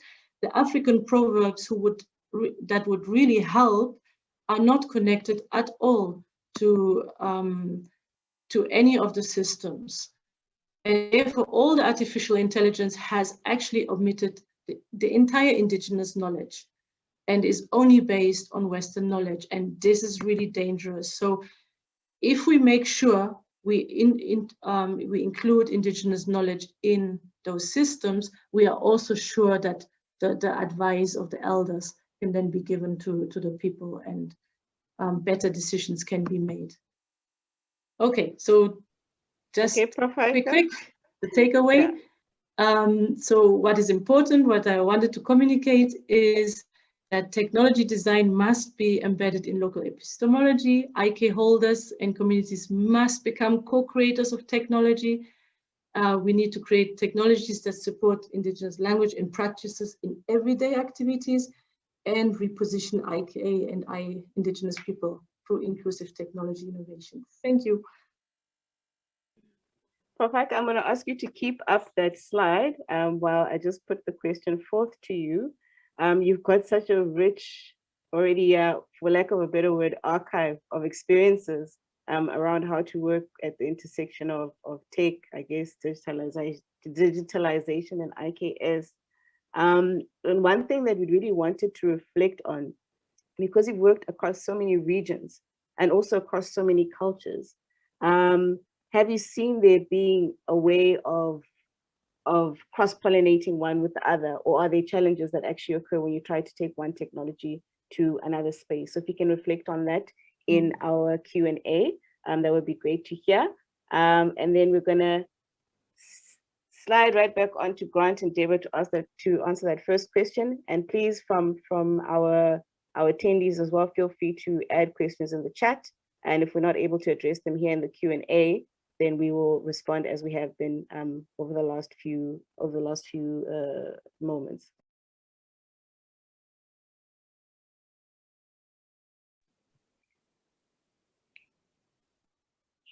Karen, should we go ahead and respond? Yes, please. Okay, sorry. Look, Deborah, feel free to chip in. We've been discussing it, our response, but if there's anything I missed, Deborah, please feel free to chip in. The first question, I think, was how the FHYA projects are different from DISA, which some of you may well know was a project, a digital project, Digital Imaging South Africa, that was at the University of KZN and still is. It was one of the first digitization projects in South Africa. Currently, as it stands, DISA offers a selection of materials from UKZN special collections, whereas FHYA has materials from a number of local and international institutions and collections. DISA uses standard tools. I think, if I'm not mistaken, it's DSpace, whereas FHYA uses a highly customized version of the Atom software, access to memory for the 500-year archive, and our homegrown software that we are developing for Emandulo. DISA, as far as I can see it, presents materials as they are, as neutral fact is one way of saying it, whereas a key element of the FHYA projects, both Emandulo and 500-year archive, is to highlight and make known the shaping of materials, how they've shaped over time, so people have all of this additional information.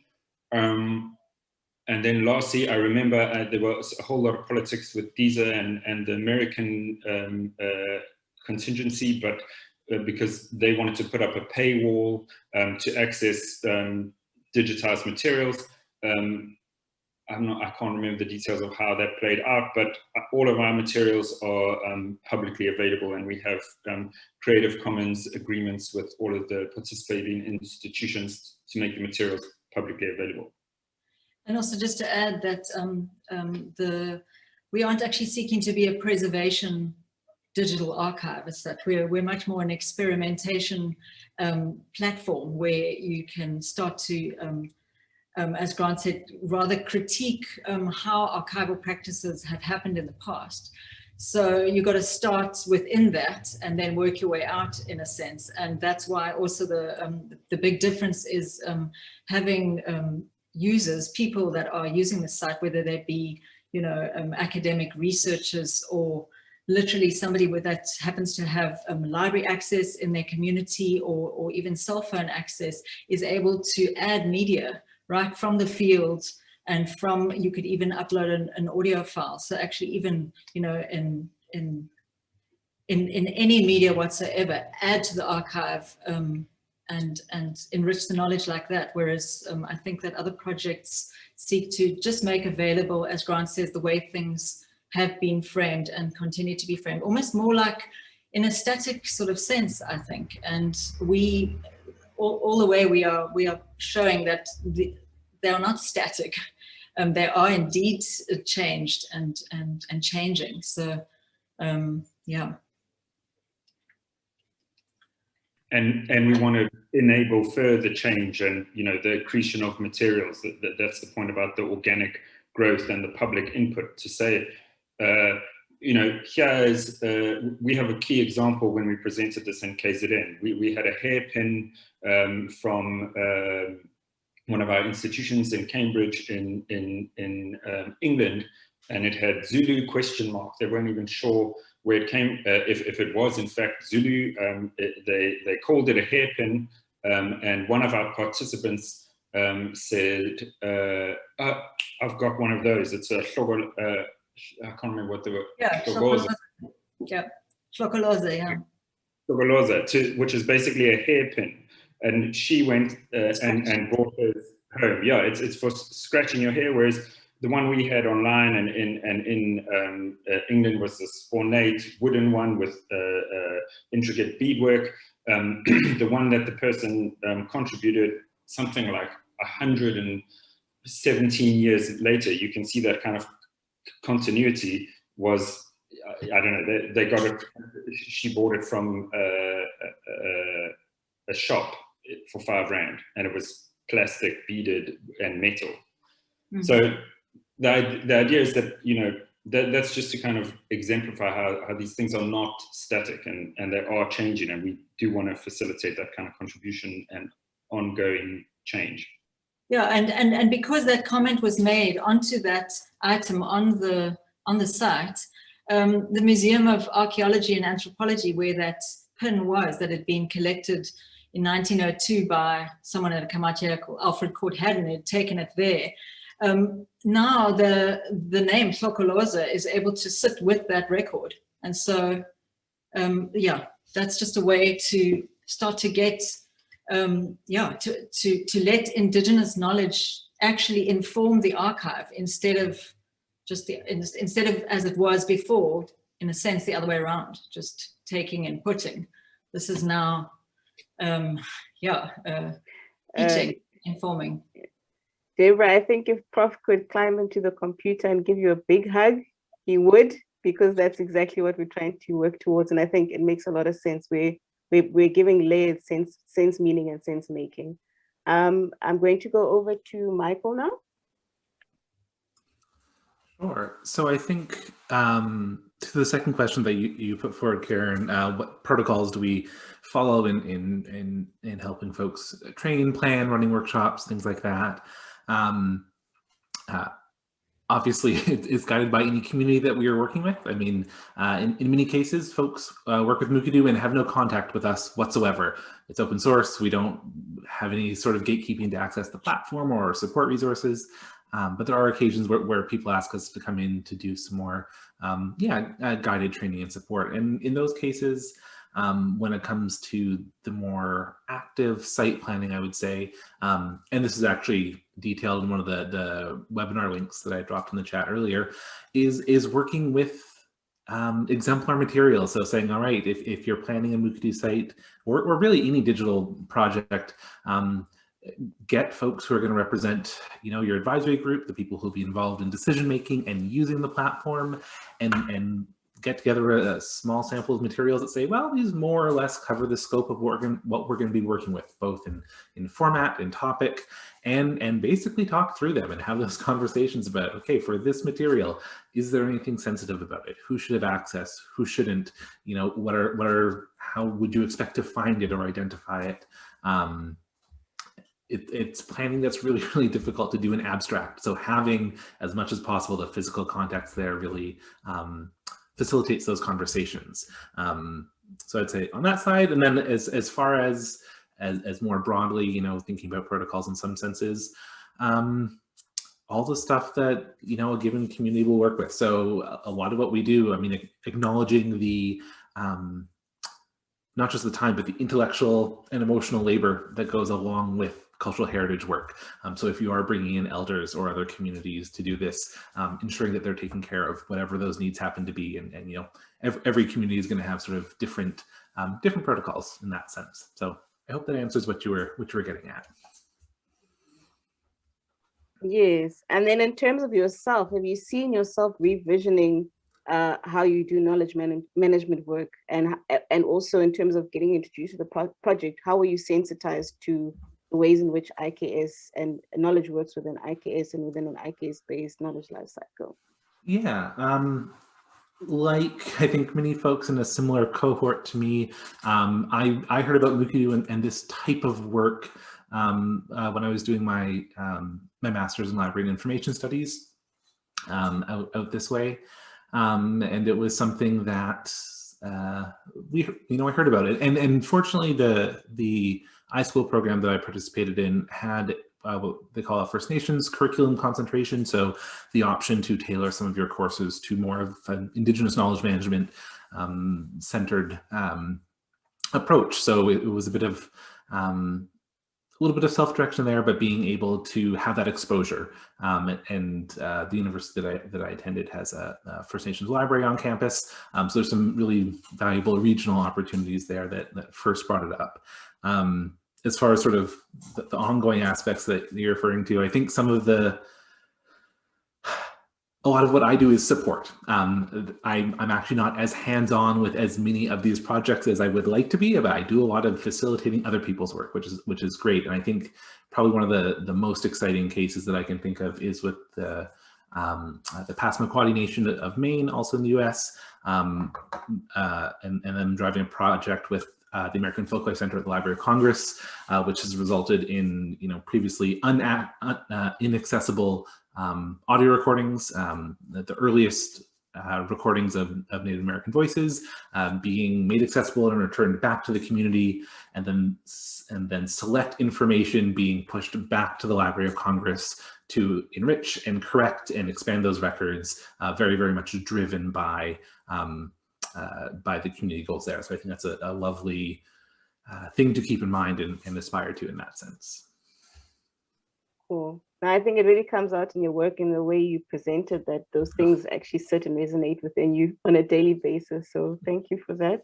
And we'll go over to Prof. Heike, and then also to our panelists to just consider the question from Dr. Chinsami. If you can engage with her in the chat as well. Okay, let me start with the cross-pollination. So what we realized is that Indigenous elders across the world have the same concern, namely that the new generation is not sufficiently interested in Indigenous knowledge. They want to live a modern life. They don't want to look after cattle anymore, or reindeers, or be in the jungle. So it's very similar across the Indigenous people.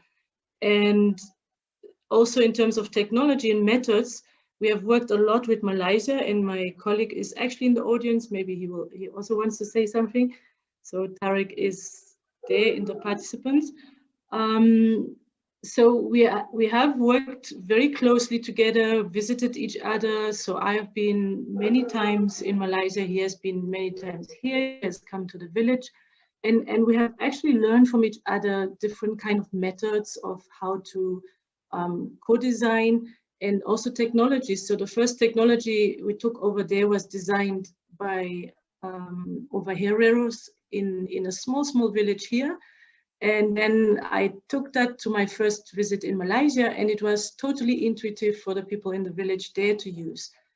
So it was perfect, and the same for the methods we use. As you have seen, like we had some card sorting. The most common one is also the joint walks. It's the same here with the traditional healers. We do walks. With the Indigenous people, we walk. In the jungle, we walk.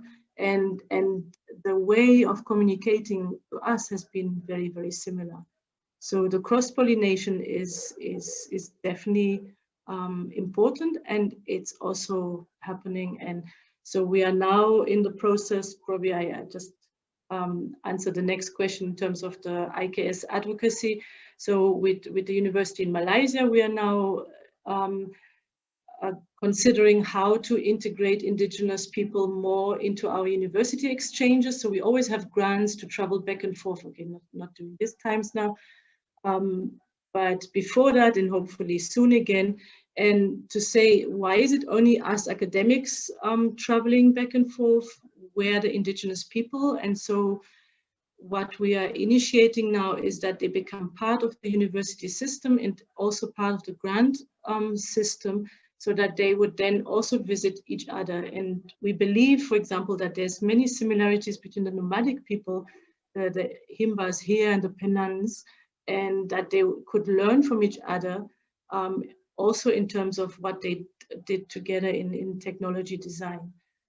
So that's one of the initiatives. We are also going to run a knowledge fair very soon now in 1 month with the Overhimbas in the community. Kind of a mix between community meetings and conference to also ensure that there is a knowledge transfer among the different communities. And with the academics, because we have been very much living in isolation. And so of course we do publish papers because we also do need to communicate to fellow academics. But what we are really trying to do is to integrate the Indigenous knowledge holders into the system. So our co-designers have been at the university, they have given speeches at our conferences, and they were very well received, because also it comes straight from the heart and it's not interpreted by me then. Then also the advocacy, like I said before, IKS has to be infused at every level. So from home, kindergarten, school, university, it has to be everywhere in the formal and the informal space. So on our side, Namibia is very small, so that makes it much easier. So we are sitting, of course, on the IKS policy panels. So we have influence on national level. Of course, the NRF, NCRST meetings, what gets priority. So we are present all over there. At the university level, of course, we are also now introducing IKS in research methodology, and all our students, of course, are in our cluster exposed directly to the communities and work in the communities, which is also important. And then we carry it back to the school. So we don't work with kindergartens at this point. Prof, Yeah. thank you so much. Unfortunately, we have run out of time. Personally, I would be like, I'm going to sit with you all for a cup of coffee and let's figure this digitizing and digitalizing thing out for the whole day, even the whole year. But I hope that our attendees and our fellow panelists have gotten an idea of just how considered the act of digitizing and digitalization needs to be when it comes to speaking to Indigenous knowledge systems. And I think our panel has done a great job of picking up on all the kind of different little aspects that you have to consider when you're doing so. Now I'm going to hand over to T. Luna Imhotep, who is going to be moderating our next panel on creative and community-based strategies for IKS advocacy. And just a little bit about T. Luna. She is a theological and religious studies scholar who embarked on reclaiming traditions through the traditional African healing arts and African traditional spiritual sciences in terms of her postgraduate work. She is a baby of the South, of the US, and she believes that African and diasporic cultural arts is a multi-layered aspect of the arts, which needs to be preserved, performed, and honored as sacred, and also taught to the youth. And with that, I hand over to you, T. Luna Imhotep. Thank you, Karen. I'd like to first thank Dr. Kaya, Dr. Maya Cherie, you, Karen, along with the entire CIKS team for inviting me to be with you during this groundbreaking colloquium. I'd also like to thank my mentor, Dr. Dula, for creating spaces for young women in search of our mother's garden, as Alice Walker would say. As a daughter of the African diaspora, I'm so honored to be here and to moderate this panel. So let's begin. Our discussion will be centered around community advocates inspired by the earth and her people. I believe creatives are the answer to the questions which have been posed by our elders. Millennial creatives throughout the world are reclaiming the traditional ways of our past and are designing innovative ways to reconnect local and global communities to the mastery of our Indigenous traditions and ancestral sciences. The following panelists are preserving culture through creative technologies, media and communications, language systems, culinary arts and design, creating ways to cultivate a global audience and honor the ways of their foremothers. First, to our virtual stage, let's welcome Mr. Tapiwa Guza. Mr. Tapiwa Guza is the founder of Tapi Tapi, an educational innovative initiative that is focused on sharing food and culture from the African continent with other Africans and visitors alike. He is currently focused on identifying and affecting approaches in which we, the African collective, can rehabilitate and restore and grow our esteem in a manner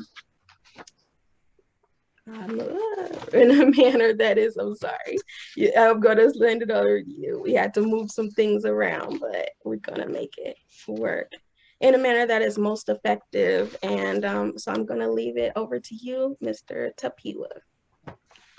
Good morning, everybody. Thank you so much for having me here. Can I just get away from you, T. Luna, if audio is all fine and video is all fine? Thank you very much. I'm Zimbabwean by birth, I suppose, yeah, but I'm currently based in South Africa, and I've been here the last 15 years or so. And I came here to study, and when I came to study, I came to do molecular biology. So my undergrad to PhD was in plant molecular biology, and then I did a few four years or so as a postdoc at Stellenbosch University in plant biotechnology. But I don't know if there's a sentiment I will find in this group or not, but at some point I got disillusioned a little bit around the scientific experience and scientific communication in general. And for me, it's inadequacy to enriching other people who are not scientists, people who are seeing the rest of the world in a different lens. And I felt there was always a delay between what I understood as a researcher and what my neighbor or my sibling or my family or my friends understood. And I was looking for a way of maybe improving how I communicate scientific content in a way that's really approachable. And food to me made sense, right? And so I grew up in a family with multiple cousins in the same sort of compound system. So be at least like 16 other siblings in the house at any given point in time.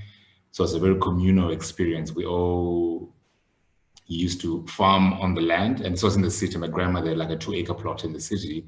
So you wake up, you farm a little bit, do your house chores, go to school, come back, a bit more farming, taking care of chickens, watering the vegetables, weeding, harvesting, threshing, all these things.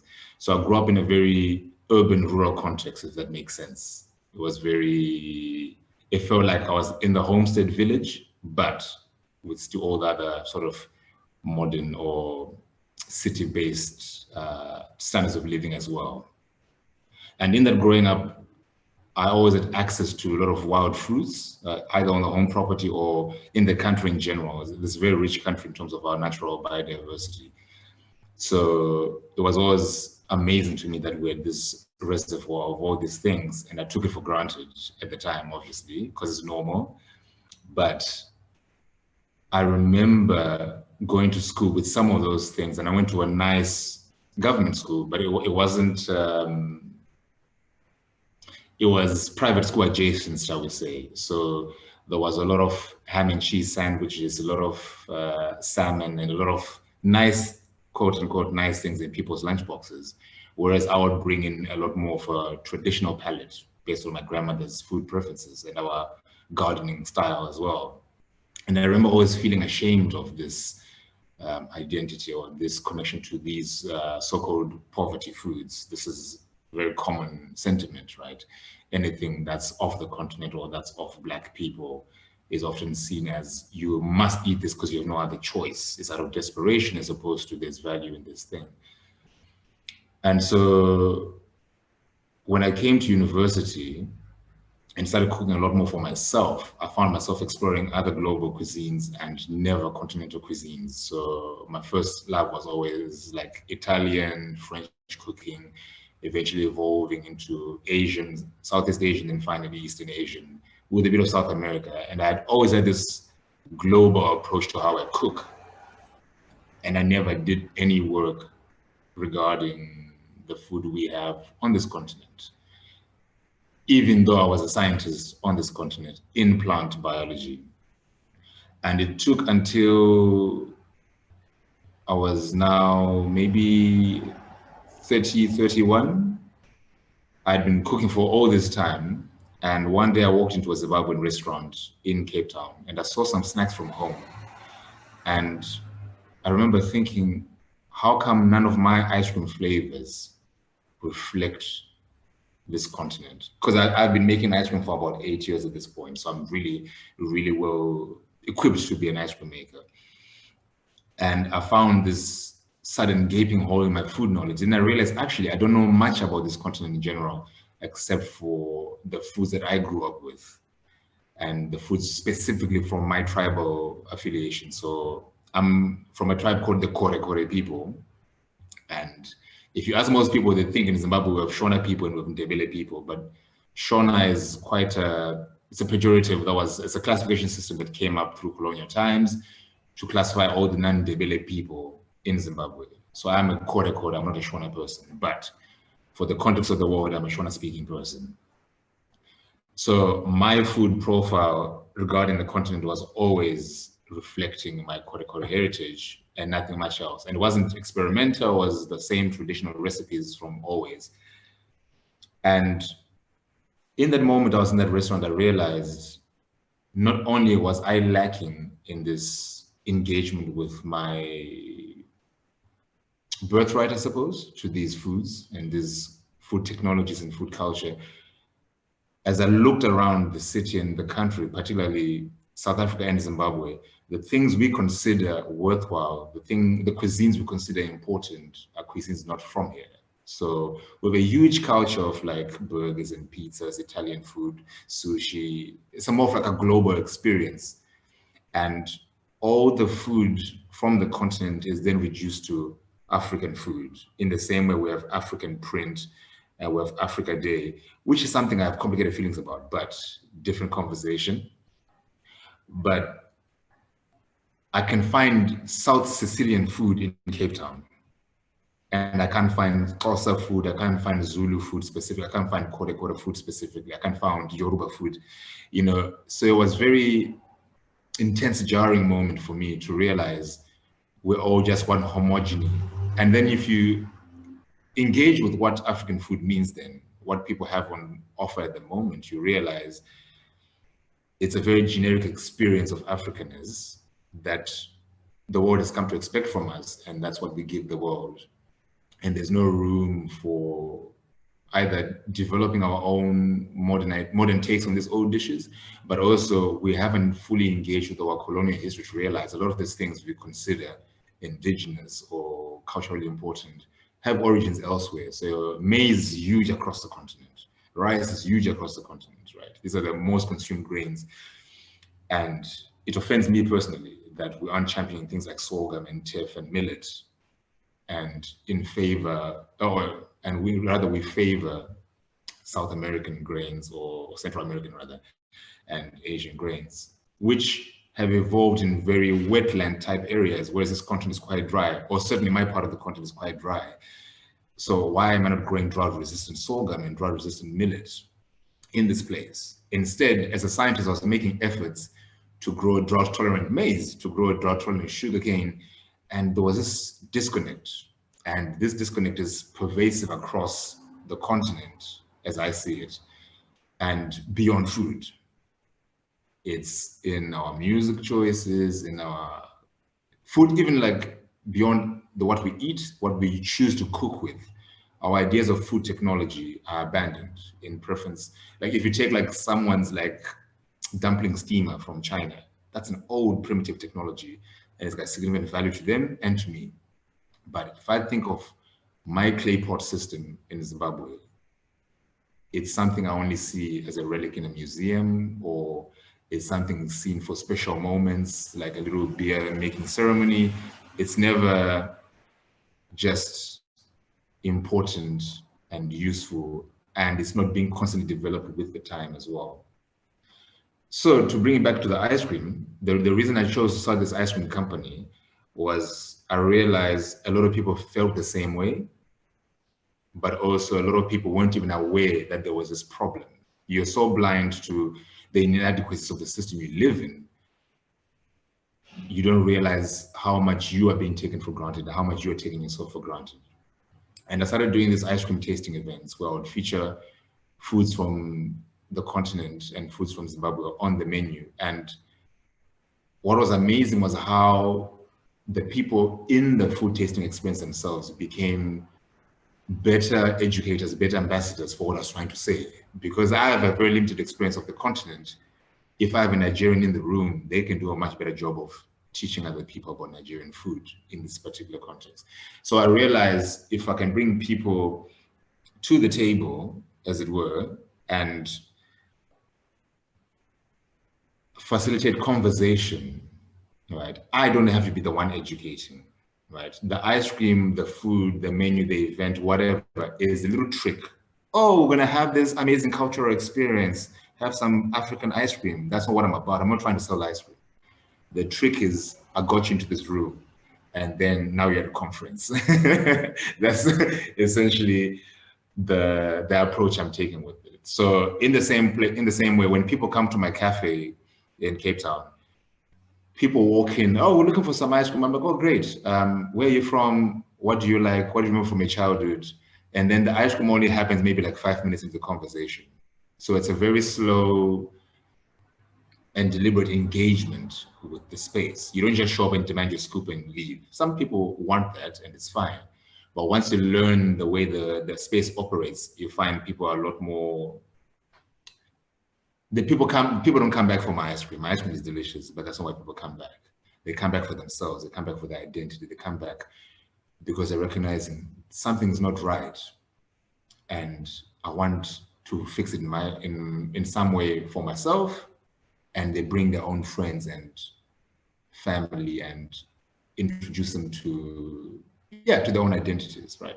And what's lovely is because no one is doing this kind of work specifically in South Africa and in the ice cream space, but I could do this with anything really.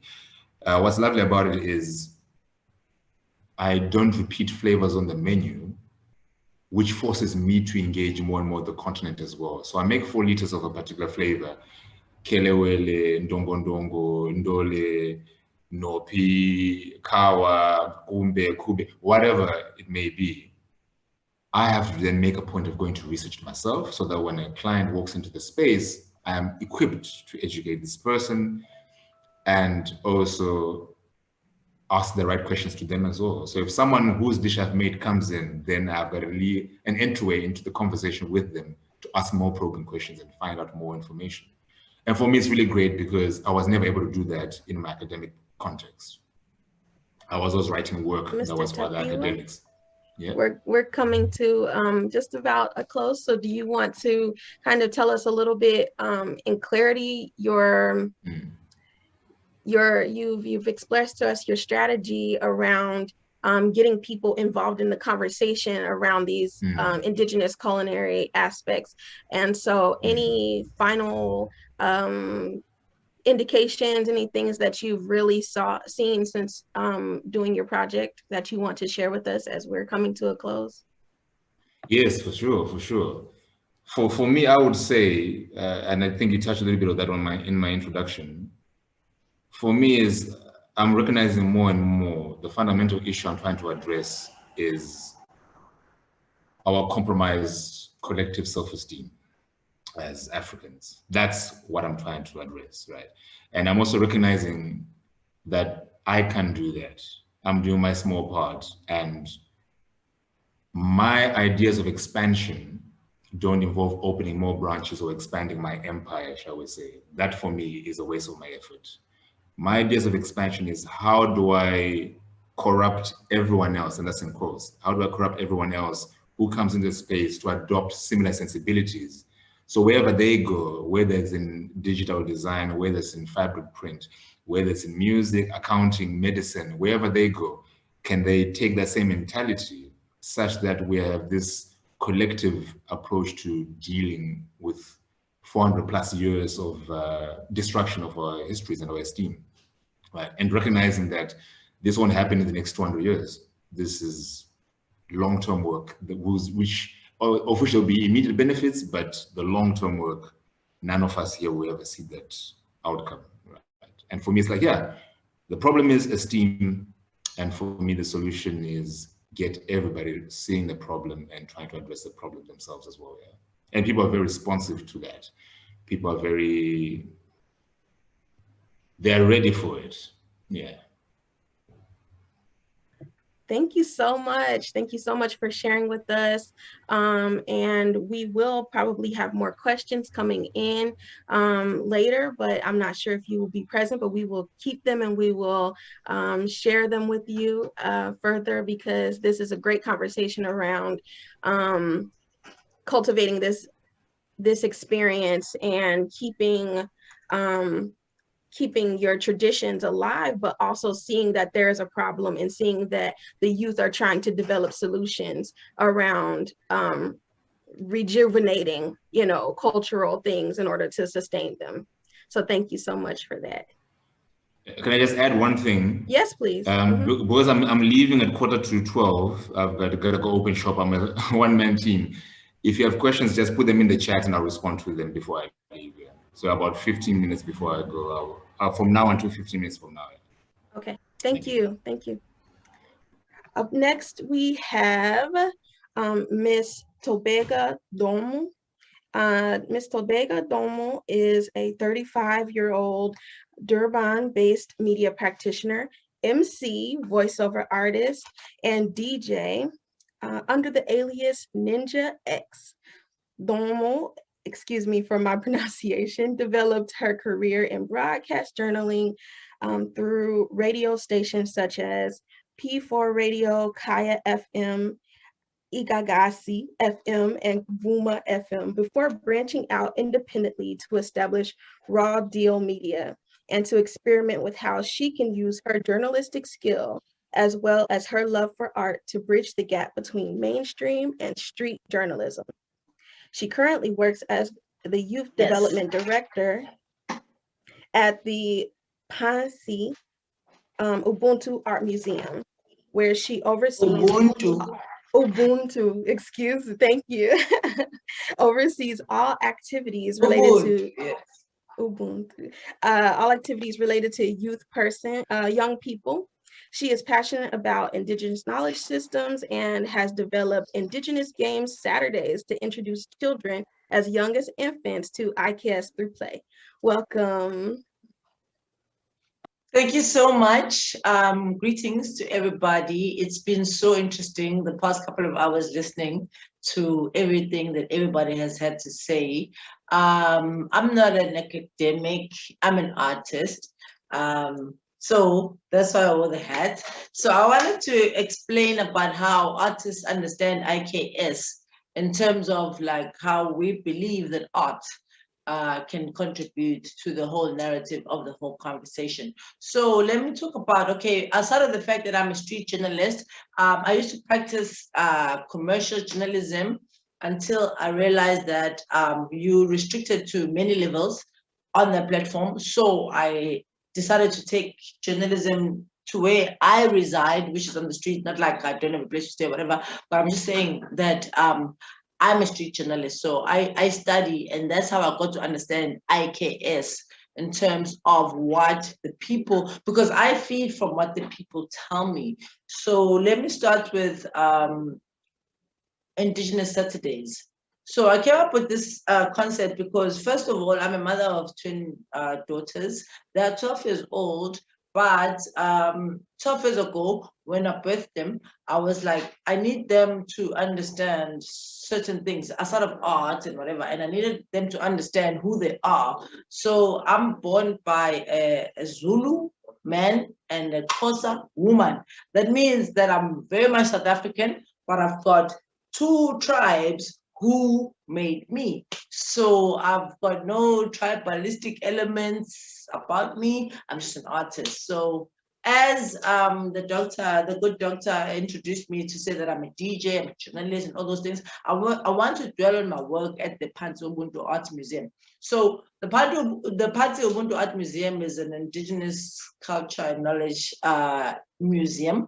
And I know that we did have a chat about how museums and libraries and all those kind of platforms contribute or not to what we're talking about. So this is how I ended up there.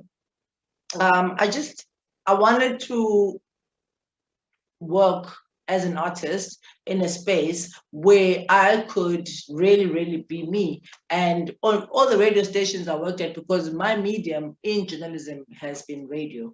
So I've been fired from a lot of radio stations because my content is not what commercial or what is the orthodox method of broadcasting would be, because I want to talk about what we're talking about right here on these platforms. And believe it or not, on commercial radio, if I do bring up that topic, it's either going to have to be paid for. If it's not paid for, it needs to, work to the status quo to some extent. So that's why I have decided to practice as a street journalist.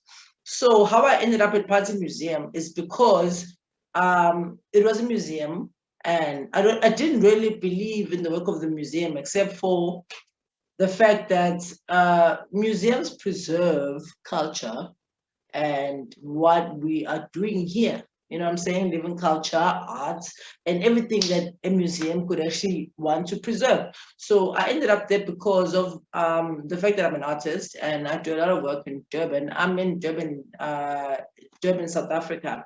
So I ended up there because of my journalistic arm. As I'm trying to explain, I've got a lot of elements to me. So when I got there, I was brought there to do, we had a project. It was called the Community Murals Project. If you are in South Africa, and if you're not, I'll tell you, we have the ICC, which is the International Community Center. But outside the International Community Center, there's a whole wall where ever since I was born, see, there's been like artifacts or like artworks that keeps changing in terms of how artists design the whole vibe. But the whole thing, it never changes from the 1994. Let me just get into 1994 when we I put it in inverted commas, where South Africa acquired so-called freedom, because I put it in inverted commas because I don't want to go into the political elements, but we can go into that, but that's not my topic. So the whole wall was watered down. When I say watered down, they didn't consult artists who actually drew all those artworks on that wall. And it's like one of those places where people land in Durban, South Africa, from all over the world, the ICC, where performances happen, where international artists perform. And in front of this wall was this big, beautiful 1994 kind of combination type of artwork that was watered down by the government. So back in the day, if you would remember, in South Africa, South African history is known all over the world. If we talk about artists, musicians, if we talk about artists as in visual artists, they would paint what's going on in South Africa during colonialism, during apartheid, during even imperialism. We can take it back to imperialism. In fact, that's the first point, from imperialism, and then we went to colonialism, and then we had apartheid, and then now we are supposed to be living in what they call a democracy. So the whole thing about artists is that artists have always been in touch with politics, whether you're a musician, as mentioned earlier by the speaker who introduced me, the good doctor. I am a DJ, but that's my art, and I can do art in any element because I want to introduce IKS in any element. So I can, for example, as a DJ, I came from playing last night somewhere, and the music that I play is indigenous music. People who all over the world, they know that music. Like if I mention Brenda Fassie, you know Brenda Fassie. If I mention Busim Hlongo, you know Busim Hlongo. If I mention Madala Wunen, you know, but these are South Africans. But the irony of it all is that in South Africa, the South Africans, they don't really connect with that kind of vibe. So moving away from my music, how I got into the museum as a journalist is because I wanted to connect all of these, because as I'm explaining, I'm an artist. So I'm a journalist, which is a form of art, which means I write. I'm a broadcaster as a journalist, which means I talk a lot. Then I'm an event organizer, which means I organize events and I want to bring to the fore what is happening on the ground. And when I talk about my street journalism and talking about how I cannot practice anymore on commercial media, it's not because I don't want to, it's because commercial media will purge me literally because of the kind of interest that I have in terms of broadcasting. And it's not good content, because on commercial radio, they sell not content, they sell advertisements. So if the government or corporate or whoever doesn't like what you're talking about, then it's not like your show doesn't have the numbers. It does have the numbers, but it doesn't work with the criteria of a commercial radio station. You know what I'm saying? So that's why I decided to refer to the street journalism. So how I ended up at the museum is because of my work on the streets. I'm really interested in the voice of the people. And the voice of the people, I'm in Durban, South Africa, as I mentioned. And I'm very interested in what my people have to say in terms of what they understand about who they are, where they're going, why we are in dire straits, like what is going on. Because you turn on the radio, as a journalist, I'll tell you now, there's never going to be a narrative on commercial radio or commercial TV from the streets or the average human. They're gonna speak to politicians, they're gonna speak to, you know, all the so-called people who they don't really make the news. They pay for the news to be on the channel. You know what I'm saying? So I've been practicing in this space for so long that I decided that I want to be a real journalist, because as a journalist, you sign a code of ethics, right? And in the code of ethics, you need to adhere and say, you will present the truth to the people, nothing but the truth, and so on and so forth. But when you sign a contract on commercial radio, you cannot adhere to those journalistic code of ethics. So my street journalism has allowed me, first and foremost, to practice it in the way that I was taught to practice it, like with the utmost truth and without even, you know, worrying about, you know, what's going on in terms of where am I limited to this? When I got to the museum, and the museum, I didn't know I would end up at the museum. So where go ahead and tell me, because we're coming to a close on this session. Yeah. Go ahead and tell me what you're about to get to, just that main takeaway from connecting the street, connecting the real lived experiences of the people to you know, working in the museum and having that indigenous, you know, that IKS. So with the indigenous concepts, and it's always been a part of me, because as I just really wanted to understand who we are, what is going on with us. And I was really confused by who I am personally. You know what I'm saying? So when I ended up at the museum, I founded this concept. It was called Indigenous Saturdays. Hello, can you hear me? Yes, but your camera is off. I don't understand. I haven't touched it either. Luna, since we're live streaming, it says the host has stopped the video. Okay, so we're coming to a close, and we will come back to you when we have further questions, I believe. Okay. And we're going to move on to our next panelist, and then we will be able to reach further with Q&As. So next we have Miss Ana Luisa Deneo. Ana Luisa Deneo is a linguistic anthropologist. Ms. Tobeka, could you mute yourself, please? Yes. Thank you. A researcher, a writer, and an artist. She graduated from the Université de Montréal in Canada with a Master's of Science in Linguistic Anthropology, and is currently the program director for Living Tongues Institute for Endangered Languages, where she coordinates documentation projects that protect the world's linguistic diversity. She has conducted ethno-linguistic fieldwork through the Americas and the Pacific Islands, and has contributed to the publication of over 50 online living dictionaries for endangered and minority languages. In addition, her works have been published by the Dominion, Global Voices, Sapiens, and she has presented at TEDx Greensboro.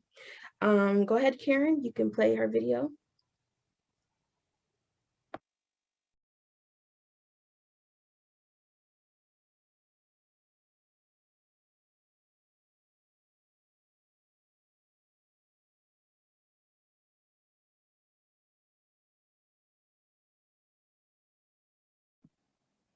Sorry, T. Luna. I was just making sure you can hear. Yes. Okay.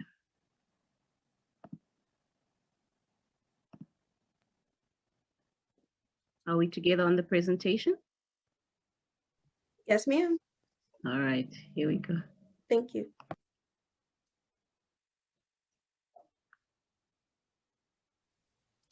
Hey everyone, I'm Ana Luisa. I'm the Program Director for Living Tongues Institute for Endangered Languages. We're a nonprofit based in the US, and we document endangered and threatened and under-resourced languages around the world. And our goal is to help people produce resources to help support these languages. I'm a linguistic anthropologist, and my background includes working with Indigenous communities in North and South America. Today, I'm going to talk to you about our web platform, Living Dictionaries, which you can find online at livingdictionaries.app. It's a web app that allows you to create your own digital dictionary online in any browser, and you can use a smartphone or a desktop or any device to do it. Led by activists and linguists around the globe, Living Dictionaries they're collaborative, multimedia tools that help languages survive for generations to come. They're never out of print, and they're also infinitely expandable. So you can have thousands of words and phrases inside a living dictionary, and you can have multiple stakeholders and collaborators working on building and expanding them. Living dictionaries go beyond the limits of static print dictionaries. They combine language data with digital audio recordings of fluent speakers. And those entries are accompanied by digital photos and videos and other multimedia. They can be shared online, they can be used as links, they can be accessed from any device. And so we understand that these are very important repositories for use in the present by communities, but also in the future when people will need to have good, strong resources to access language recordings. So they contain linguistic and cultural knowledge, but also vast ecological knowledge. We believe these living dictionaries represent the future of languages, vibrant and continually expanding. And as you may know already, language activists who are facing rapid language loss, they are enthusiastic to create their own digital resources that they can control and maintain and add to without having to have outsiders work on them. So that's one of the main reasons that we built this platform. So we made it so that this platform can accommodate everyone from seasoned field linguists to emerging language activists. And even if they don't have a high level of digital literacy, they can still use the platform easily. So we put a lot of effort into the design and look and feel to make sure that it's accessible to everybody. And so by doing this, what we're doing is we're addressing that urgent need to provide comprehensive, free online tech tools that can assist language communities simultaneously in their conservation efforts for their languages. And also the same tool will be used in revitalization programs. So several language activists that we work with already actively use their dictionaries for all their students who are learning the language. And the target audience is inclusive, diverse, and multilingual, and multi-generational too. For some of the older speakers who are using the platform and creating their dictionaries, they often work with younger relatives or colleagues who can help them use it and make good recordings using their smartphones if they need help. So it's definitely intergenerational, a lot of the collaborations we see on our platform. And right now, the interface itself, people are using it in English, French, Spanish, Kiswahili, and we're going to launch it soon in Portuguese, Hindi, Assamese, and Russian, Hebrew, and Arabic, and many others that translators are currently working on the interface.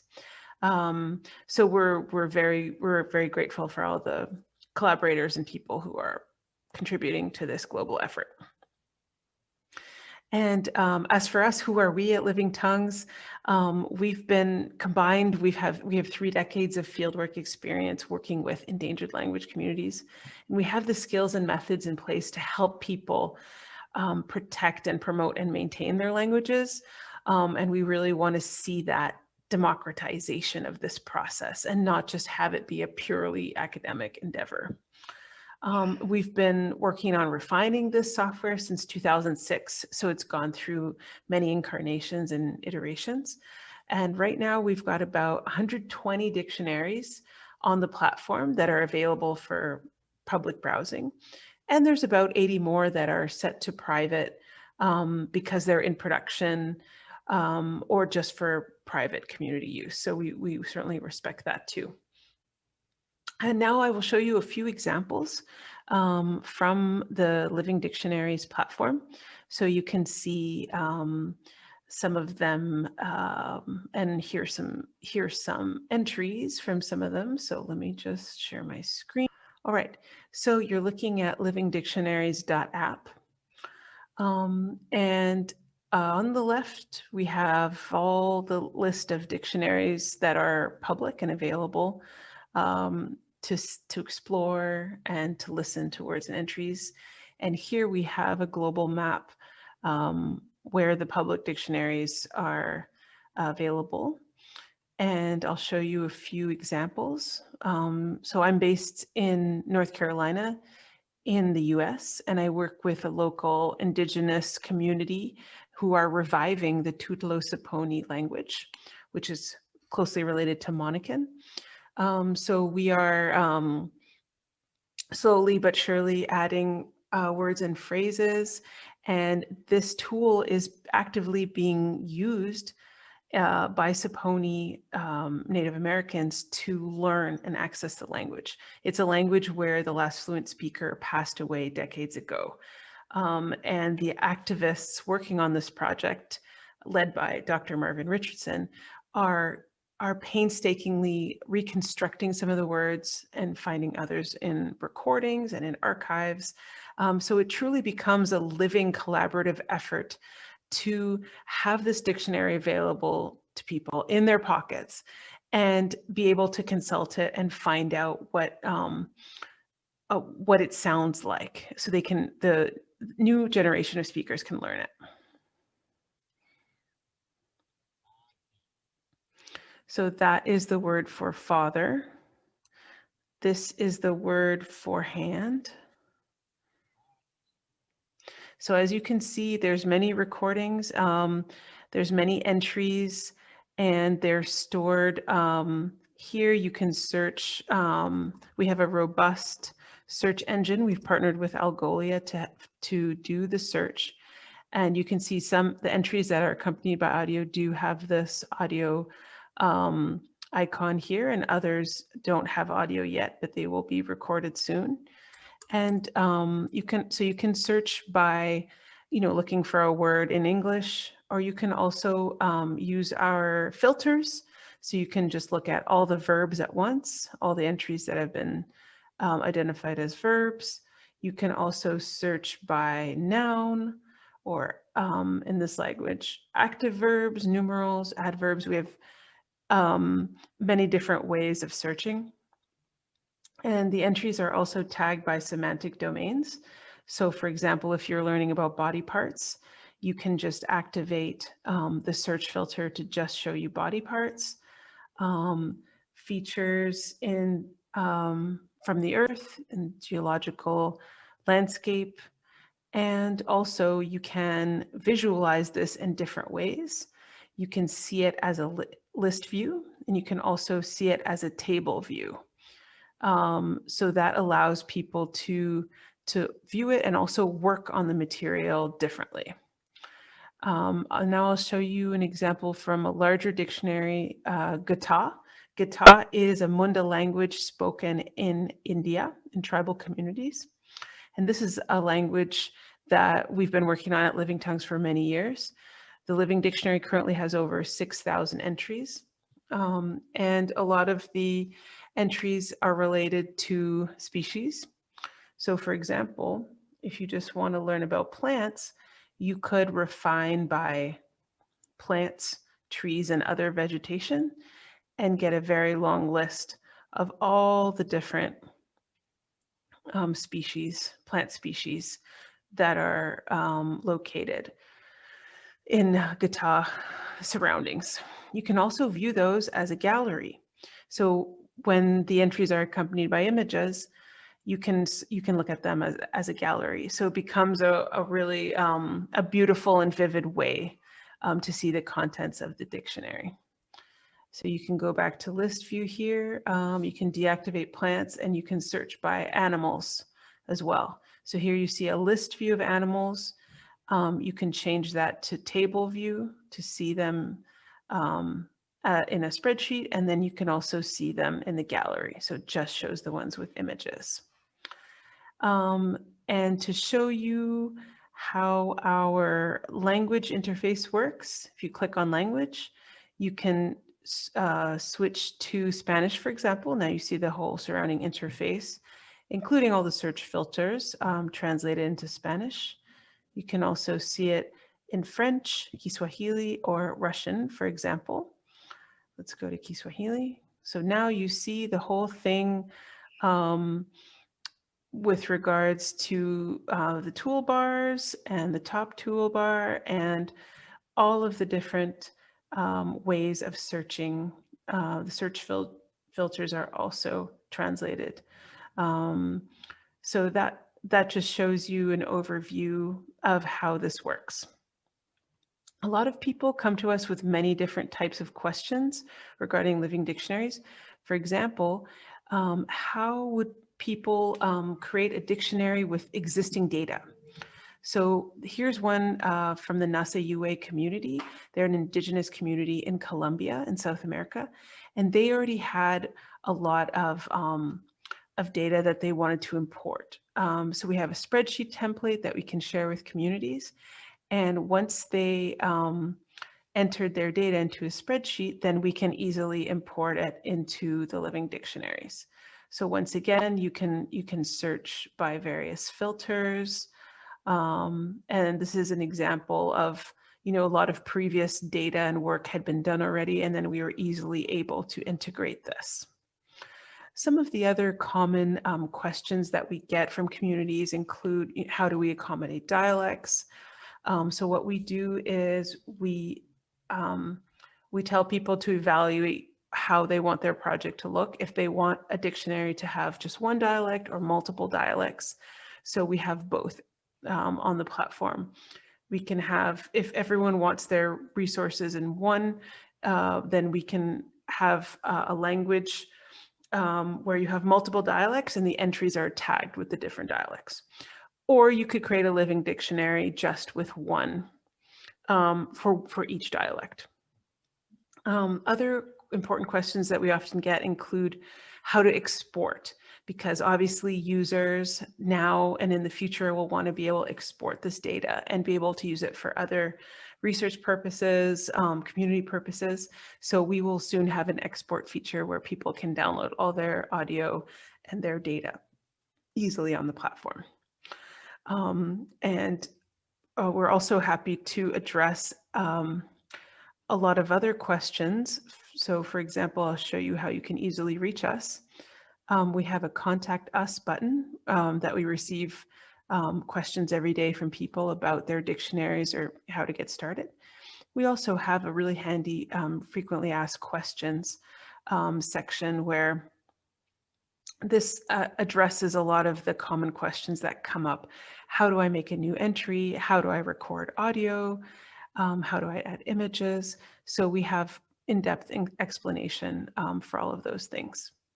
So thank you so much for watching this presentation today, and we're open to taking your questions. Thank you.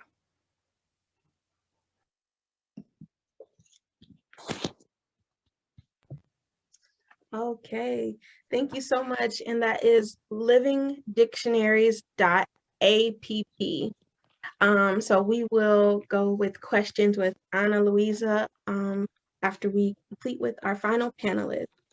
And as a language enthusiast, that made me really happy, but okay. So our final panelist of this amazing discussion is Ms. Tarai Mtaki, and you could correct me please if I got that wrong. Ms. Mtaki is a multi-award winning graphic designer who is passionate about typography and is particularly interested in the potential of design in contemporary African visual culture. She believes that present traditional cultural practices often become a staged authenticity in which the history of the meaning in the objects and designs are often lost, sometimes even to the producers themselves. As a result, important Indigenous knowledge systems have been transfigured in contemporary society merely as elements of decorative art or a curio for mass consumption. She sees the potential of design to halt this waste and abandon of our most valuable cultural resources. Owning to her undying passions for Africa. In February of 2018, she co-founded NACA Creative Agency, which aims to fill the gap in the market of edutainment material, educational and entertainment. Not only is this material innovative, but it also is authentic and significant to Africans, their identity and cultural heritage. Tarai also owns Tavataki Designs, which she founded in 2011. Welcome to the stage. Thank you so much. Thank you. I am so happy to be here, and I will not waste any time because we are, I know, a bit late. So I will already start sharing my presentation. Please let me know if you can see it.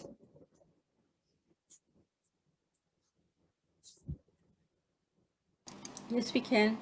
Okay, thank you. Hello, everyone. Magadi Henyu, that's in my language, Shona language, and Sanbonani to everyone who's watching. I am from Zimbabwe, as mentioned in the introduction. Thank you so much, T. Luna, for introducing me. My topic, or what brought me here is the thesis project I did titled Reviving the Bantu Symbol Writing into Contemporary Visual Culture. It is a study of Indigenous knowledge of Bantu writing and how it may be revived in Southern African contemporary visual practice, as well as passed down to the younger generations. I am happy to say that as part of my journey, it is actually in 2016 when I did this project, and 5 years later, a few weeks ago, I was asked to be on this panel to talk about this project, and I'm happy to do that.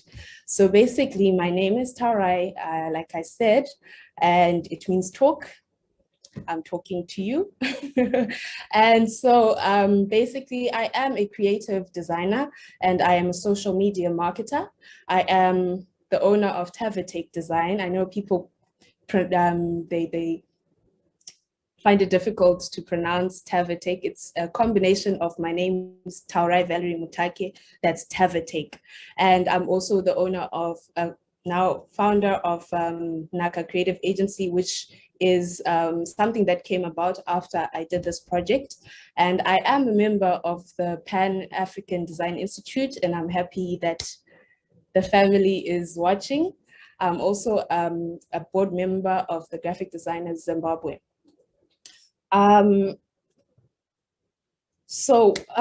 This topic that I'm here to speak about is the Indigenous knowledge of African writing and graphic systems that has not been discussed mainly in like intellectual gatherings like these ones. And I'm so happy to be one of the people that is pushing the idea of how we can bring back Indigenous writing systems back into contemporary visual space. I thank you. For more, you can look up tavatake.africa. I will start by showing this video.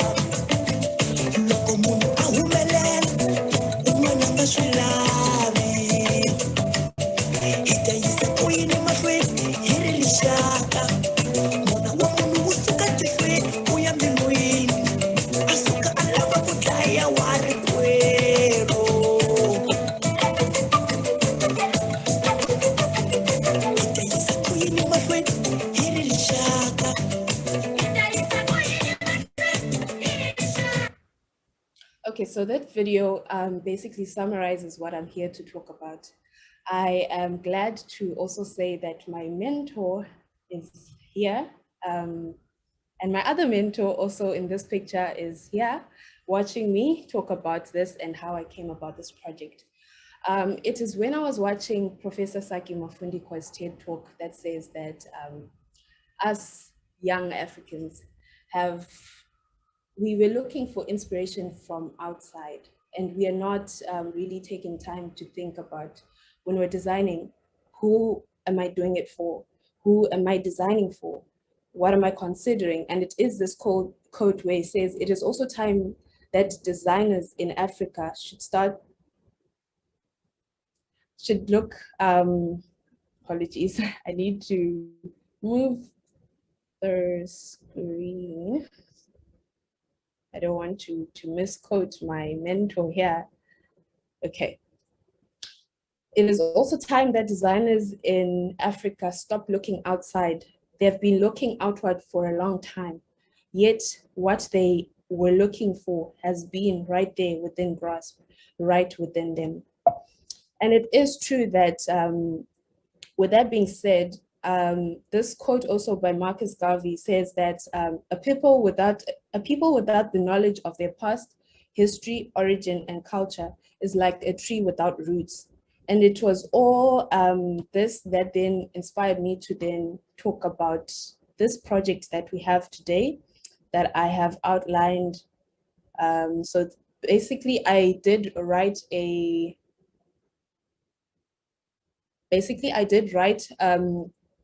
research paper that was titled Reading Between the Lines, African Writings and Their Influence on Contemporary Visual Communication.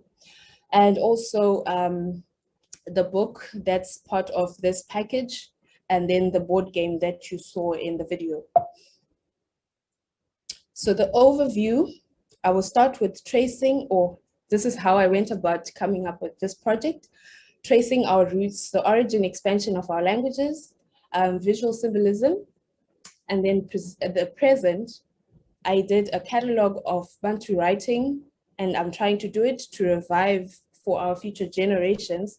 And then the future, how best can we now, in terms of answering the question of the colloquium right now, what are we doing about it to get this out? So I won't get too much into the slide because of time and how we are behind time. And so I will also start talking about how many indigenous African writing systems have existed. For example, in CBD of West Africa, Tifanagh of North Africa. And in this context, I'm coming down to talk about the Bantu symbol writing, which was written in also in Credo Mutwa's book, Indaba My Children. Which when I then found Professor Saki Mafundikwa's book, African Alphabets, it felt closer to home, and I decided I would research on it. And basically, I will start showing more of how I then got to it. So in terms of the strategies, I looked at heritage cycle. So it says that by understanding cultural heritage, people value it.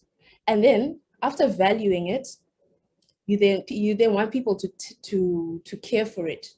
And then after caring for it, you want people to enjoy it. And when you enjoy it, you want to understand it. So the cycle goes on and on in a clockwise direction.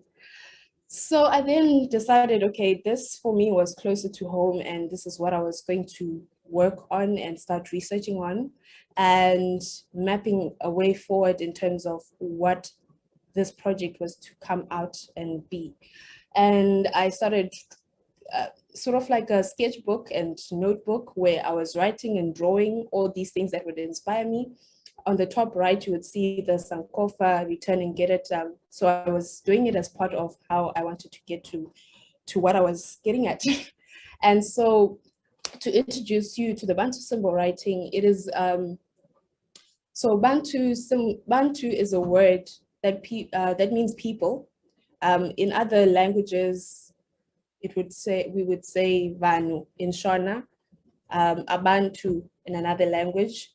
But basically, with these symbols, in the tracing of my research, they started in the purple highlighted area, which is now Cameroon, Nigeria area, coming down to, it started dispersing just like how the languages came down. And so Bantu symbol writing, each symbol represents not only a single character or a word, but a whole, or a letter, but a whole complete idea, a whole word or a complete idea. So with this being said, when I was doing my research, I then found out that in the book, it also says that 30% of the people in 1998 only knew about the Bantu symbols. And this got me questioning, okay, so who am I? When I say I'm African, what exactly do I mean when I say I'm African? Also, I then did a survey asking people if they knew what these symbols were or have ever heard of them, and only 5% of them knew, mostly because probably they were family and they had seen me talking about them, or Prof, yes. And also that there were historical misconceptions that Africans did not have writing systems or a way of communicating like too visually. So this project is also to talk about that. And then also the other problem is that normally when we think of bringing back about Africa, it's now becoming staged authenticity rather than actually real cultural practice. It's a right to know about these things. So my aims, one of my aims and objectives is to, Tarai, if you want to just take a few moments and kind of get to, and I love what you're about to do, but I don't want to interrupt you, but we're coming to an end to this, and then we're going to move into the Q&A. So okay. If you want to kind of give you like a good aim that you got and like an answer that you received in the project, and then we can kind of move into the Q&A after. Okay, thank you. Okay, I'll quickly go down the objectives. It was to understand how to preserve the indigenous knowledge of Bantu symbol writing that is sort of like dying, to raise an awareness of this project, preserve it and promote it, and then also creating human-centered design. So you don't want to just create stuff for people, but you also want them to understand and take you through the process. And through that, I then did the research. I had to get into the people that I was doing it for, and if you want to actually make people understand, or rather right now, the best target audience is to target children. They love doing these things, and I enjoyed that with the project. So this was just part of my research and how I went to Credo Mutua village and met Mama Esther Mashlangu, and also then the process of how I then came up with all the ideas that had to do with this project, and dying games and indigenous games as well were or are dying. So in my project, I also tried to incorporate that, and this is how I then came about this, including the packaging of this board game, which is inspired by the quiver, how you then carry it. So most of the things that were designed in this bag and also talked about in my book are also to do with that. And then you play, you learn, and then you tell a story. So you get to stamp the symbols in the book. And also the other book, which I hope to get out soon to publish, is not only a book, but it also carries cards or flashcard game in it, which are perforated. So I will run down to and then also there's a digital game that I designed, which is still to be produced as well, which is also to do with these symbols. You play, you learn, and you tell a story with them. So with that being said, not taking too much of your time, the conclusion from me is that I just want people to be a part of this project and also start using these symbols. It could be on door signs of your toilets or anywhere. There's a male symbol, there's a female symbol. I mean, let's start engaging in conversations of how to bring back our culture. I thank you, Maitabas. Thank you so much. That was lovely. It was absolutely amazing. So we will go ahead and move to Q&A for our remaining panelists who were able to stay with us, and then we'll open the floor for questions. I can't see here. Let's see. We have Ana Luisa with us, and we have Tarai with us. So let's see, Ana Luisa, we did have a question about, could you expand a bit more on your information since we were able to see it in video? We can't hear you.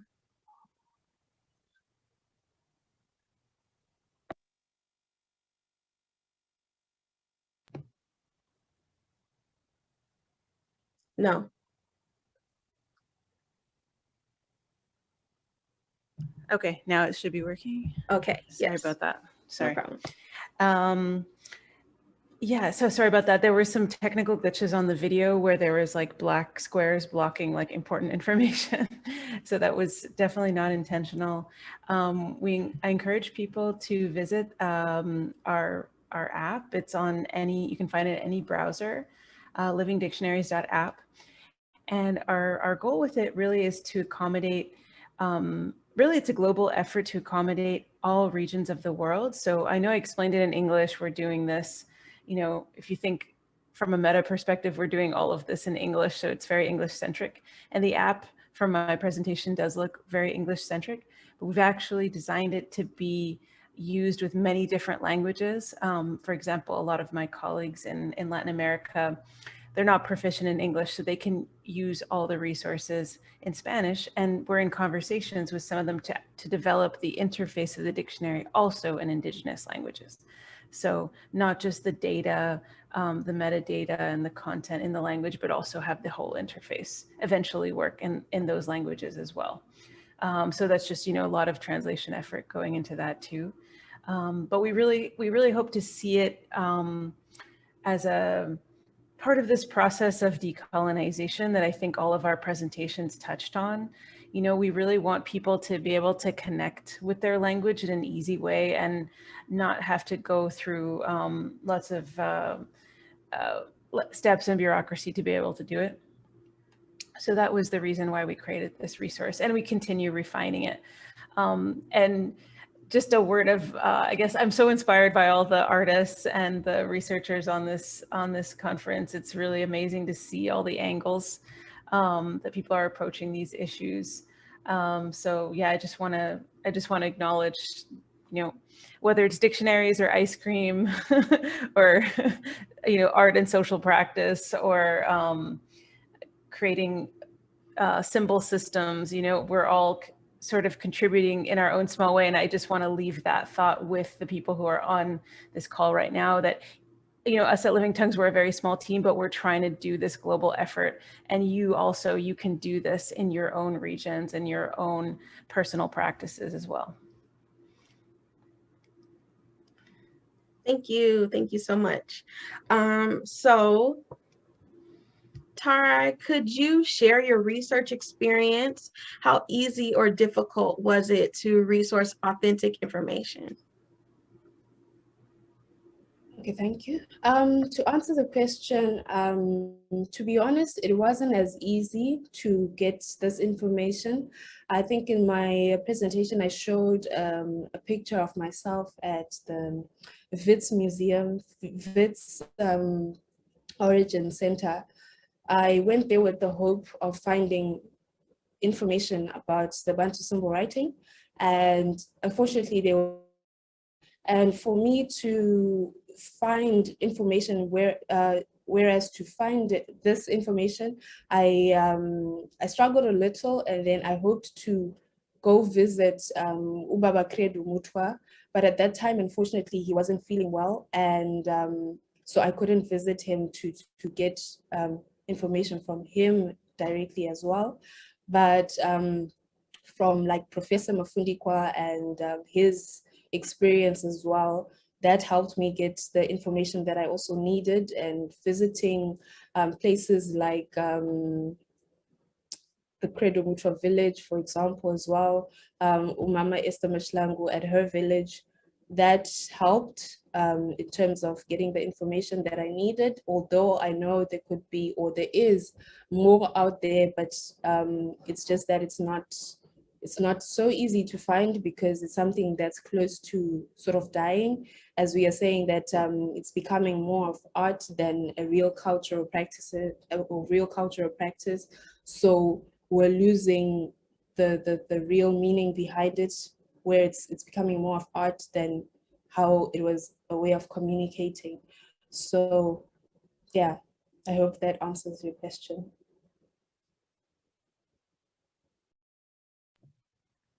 Yes, I'm trying to see what other question you have here. Someone, Dolphus, commented, we should digitalize more of those traditional games. Definitely, I agree with that.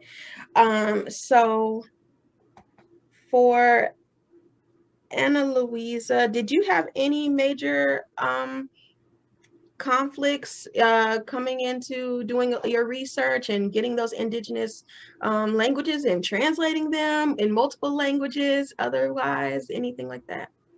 Yes, we experience a lot of hardship, just some of the things that that you were alluding to as well on this panel.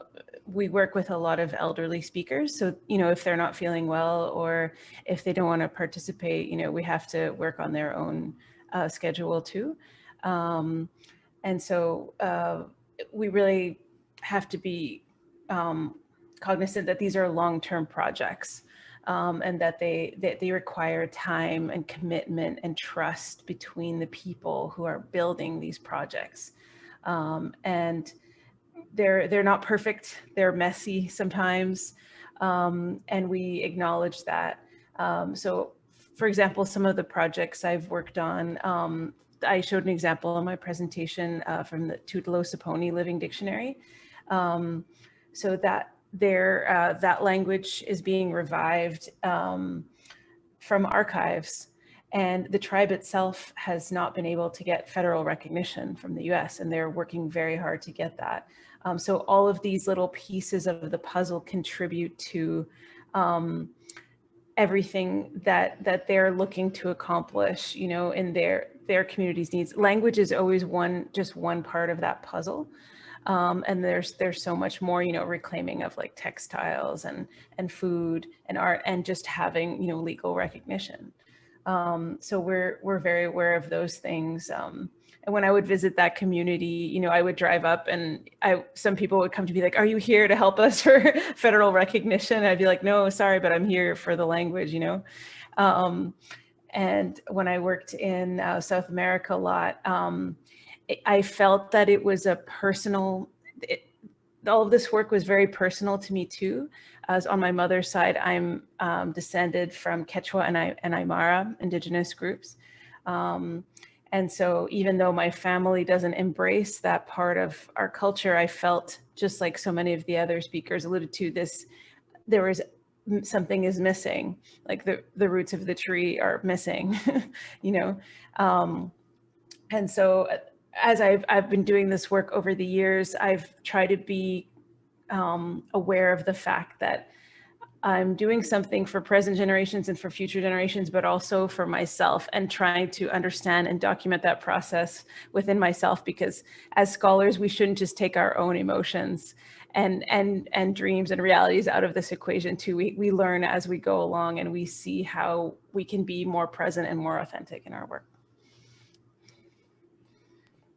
Thank you. I love that. Tara, you have another question. What, if any, has been the general response to your project? Has there been any interest from educators and market generally? And I actually want to expand that to both of you, to expand for the academy or other markets, and how your projects are becoming more expansive. And Tara, you can go first. Okay, I'll answer that first. To be honest, the past 5 years, people have been interested in the book, especially, and people are interested in like just generally having it out there. But the issue has been on, let's say, for example, the book that has the perforations in it, the card, it's not only a book, it's also got a flashcard game in it where it's teaching you these symbols. So the production of that has been quite expensive, and also the publicizing of the book hasn't been very much of an easy process, but I am looking forward to advice on how I can go about that and marketing it to get it out there. And I do hope some people will give me good advice on how I can get it out there. Thank you. Yes, likewise for us. And I see this comment from Dr. Minguzzi also in the chat. It's hard to get, it's when you're a small scrappy operation like us, it's hard to get the word out. You know, we don't have big dollars for press campaigns. So we've taken it upon ourselves this year, 2021, to attend as many conferences like this as we can. So we've applied to do about 15 so far throughout the year, where we can one by one have these personal conversations and reach out to people who will then continue to disseminate this message that living dictionaries exist as a tool. So yeah, in the absence of a large global, a global strategy, you know, on the level of like Amazon or Apple or something like that, we're a grassroots organization moving from the bottom up, and I think that's the best. That's how we also learn to improve our web app and to make it better. Ever since the start of the COVID pandemic, we've had a lot of small private webinars with people all over the world, and we take that feedback from these small working groups and we continually roll out new features, and that's how we improve. And my wish is that one day, 30 years from now, we have 3,000 living dictionaries for all the 3,000 threatened languages that exist on Earth right now.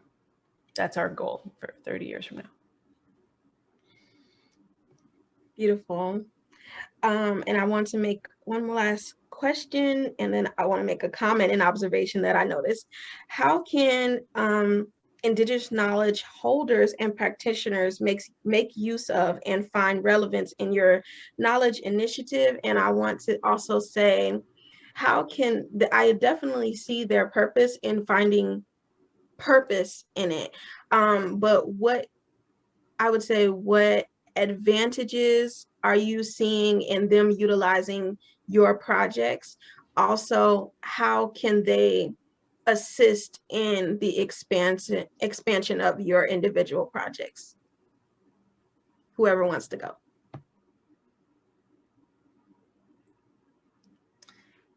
Tara, did you want to go, or do you want me to start? Yeah. You can start and then I'll after you. Okay. So the question was about how can people get more involved in the development of these resources? Yeah. Okay. So we have lots of opportunities. So through social media, like now through our Instagram and Twitter and Facebook, we have a lot of people writing to us every day. So I'm like the channel who's like trying to accommodate people. So I group people into cohorts and groups. And so we do these small webinars so that people can learn how to build their dictionaries. And then they give us feedback on how we can improve. And so, I hate to interrupt you just real quick, because we're limited on time, and can you give me, I really want to know more, but we're going to do break-off rooms, and so we'll be able to expand a little more, but give me exactly what you're saying, like real access, like how can they like contact you even right now? Like if you're on Facebook, you're on other social medias, the best way that is the best contact. Let's take that instead. Yes, yeah, they can find us Living Tongues on Instagram, on Twitter. Just search Living Tongues Institute and you'll find our website and all our platforms, and you can contact us through the livingdictionaries.app contact us form. Someone asked if we have an active participation in Africa. Yes, we do. We have one of our Living Tongues fellow is Dr. Bolanle Arakoyo, who specializes in Nigerian languages. So we're working on her with her right now for they're going to be very large living dictionaries for Owe, which is a dialect of Yoruba, and Olukumi. And we have several others. We're actually doing 3 more regional webinars for Cameroon, Mozambique, and Zimbabwe. So people, if people are here and they want to sign up, like I will sign you up, no problem. Okay, awesome. Thank you, Turai, excuse me.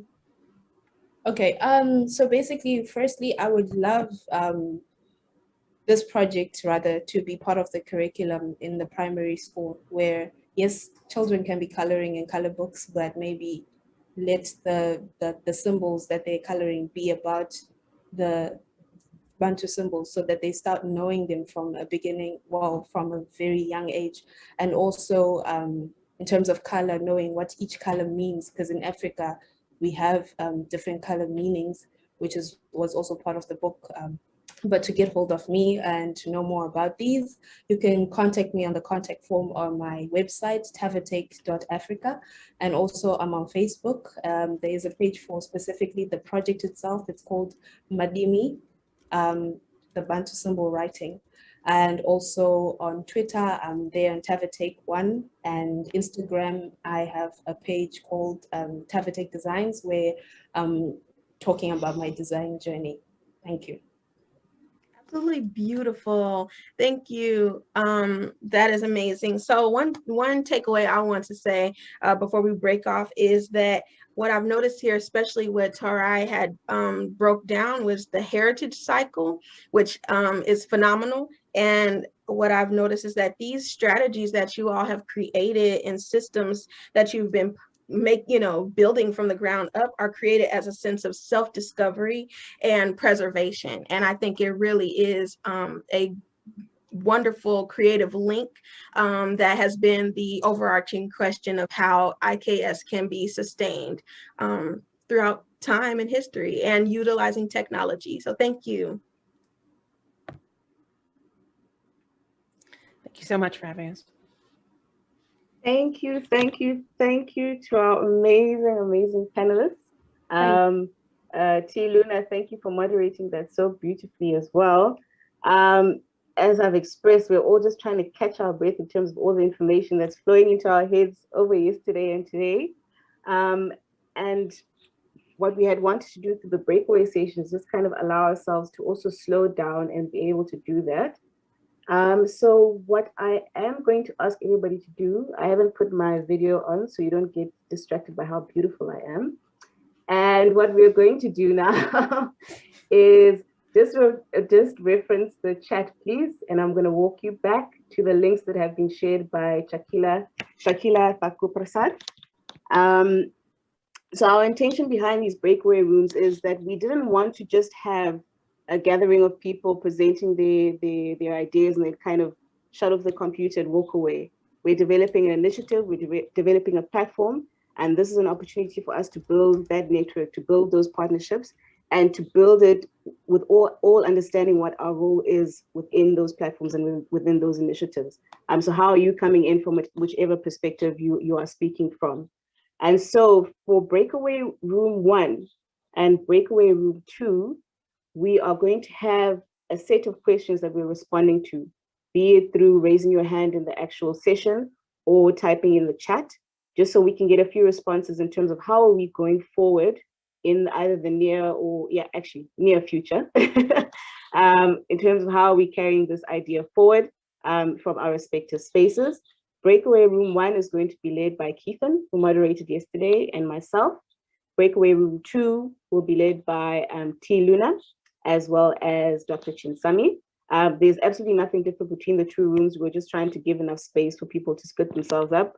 Hopefully, the universe is going to intervene and make sure that there's not too many in one room or the other. You just go with the feeling that's going inside you right now. And then in terms of the visual representations, I'm just going to share my screen for a few minutes. Actually, not a minute. Yeah, it's going to be a minute.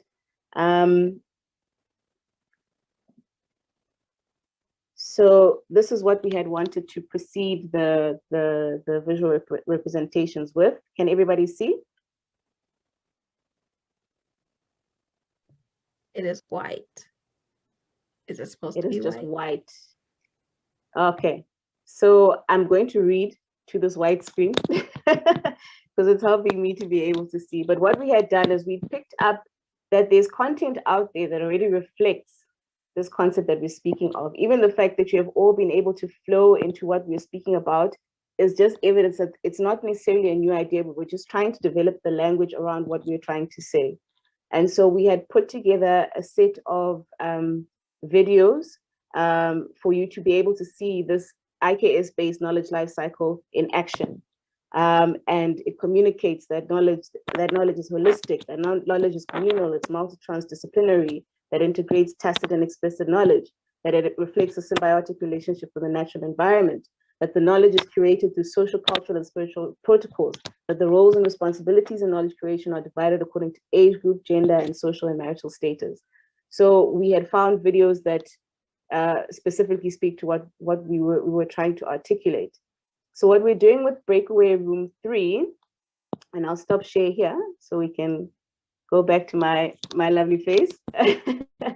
What we are doing here in Breakaway Room 3 is that we're inviting people to also just share via the chat any links that you might have to visual content that you've seen out there, that you've experienced out there, or possibly to drop your email and say, I want to be able to contribute some of the visual representations of this IKS-based knowledge life cycle.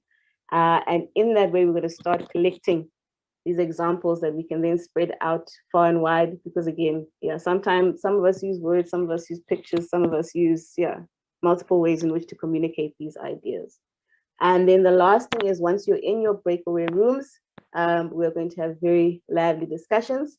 And then when the time hits, we are going to come back to this room just to receive thanks, but your hosts will each share the link for how to come back into this event. So with that, I invite you to enter either breakaway room 1, breakaway room 2, breakaway room 3. And let's just give each other one or 2 minutes to settle in, and then we'll get started with those presentations. Are there any questions from the floor? Please, sorry, before I invite people to do that. All right, we will see each other wherever we are each going.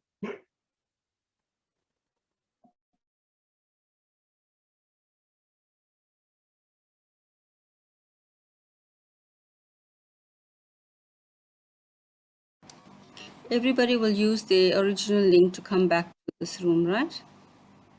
Yes, so we're gonna post it in those breakaway rooms. We're gonna post this link back, and then panelists will use the original link as well. So we're doing 2 rooms or 3? Which? It's 2. You're going into breakaway room 2. Okay. Iluna, you're going into breakaway room 2. So we need to exit from this meeting now. Yes. And go Yes, So and use your original link to come back to the main session. Yes. Okay. So come out the of link, it'll take you to your room. Yeah. Tiluna, you're going to room 2, hey, with Mayashri. Keithan, you're going to room 1 with me. So there is no room 3, right? There is a room 3 as well. That's where the videos are going to be playing and you can contribute. That's why I said copy and paste all those links so you can be able to do that. But we'll figure it out. Okay. Yeah.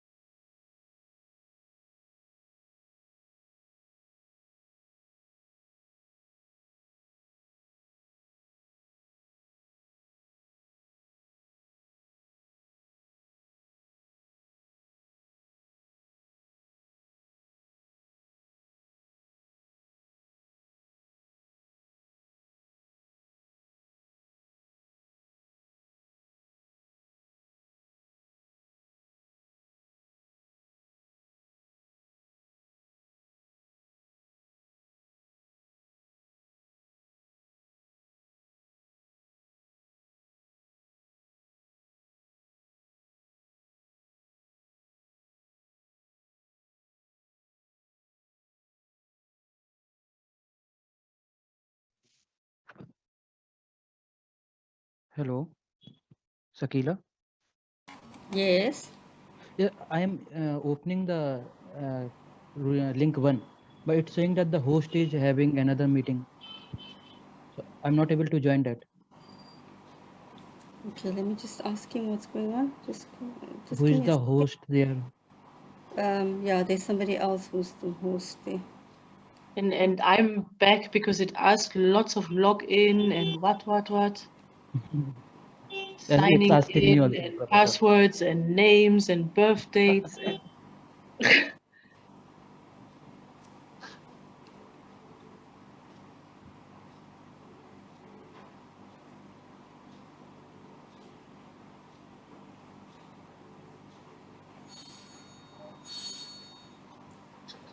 Musa, people cannot get into the room. It's asking for a whole lot of information. And Kitten, Kitten, which room is this now? The link My one. room is one. One. Yeah. It says It's saying host is host having has another another meeting. meeting. Mm-hmm.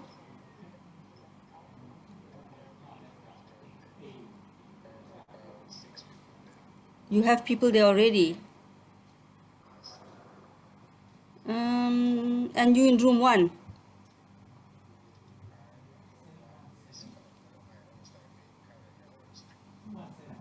Okay, but people can't get in. Apparently, it's asking a whole lot of questions as well.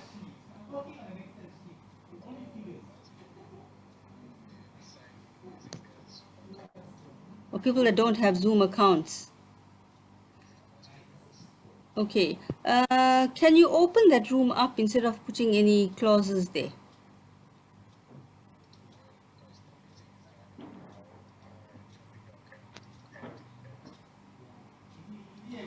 Okay, so what do they do then? Can I try again? Please try again, because apparently, Ketan, there are people in the room already, so I'm not sure Okay, what's going on. I'm trying.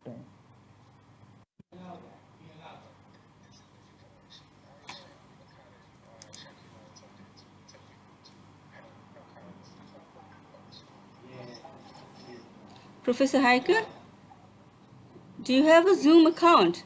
no. Okay, that's why it's Yeah, sending you. it asked me everything from my birthday to whatever, and I didn't really want to enter all that. Yeah, it's because you have to have a Zoom account to get into those breakaway rooms, and Karen was supposed to communicate that to you. Let me see how we can help you. Just give me 1 second.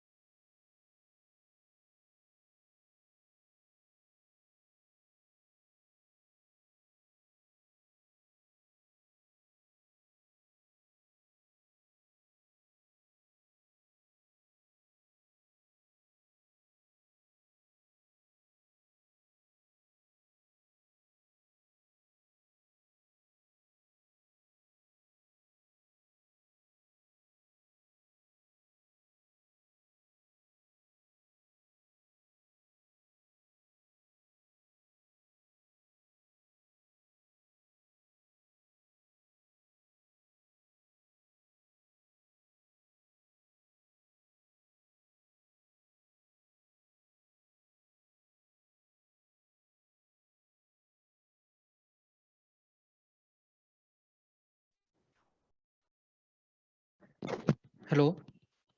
It's showing host has another meeting in progress. Sakila, can you listen? Just give me 1 second. Ketan, just give me 1 second. I'm on the phone.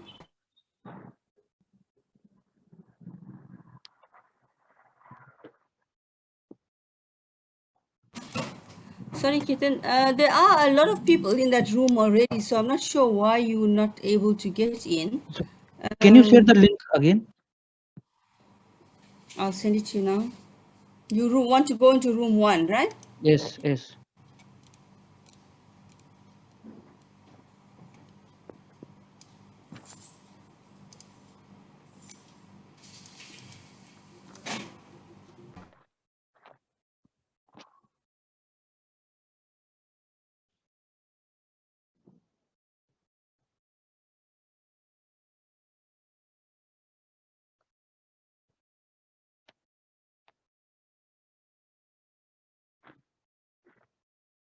So I'm now trying. I'm leaving this meeting.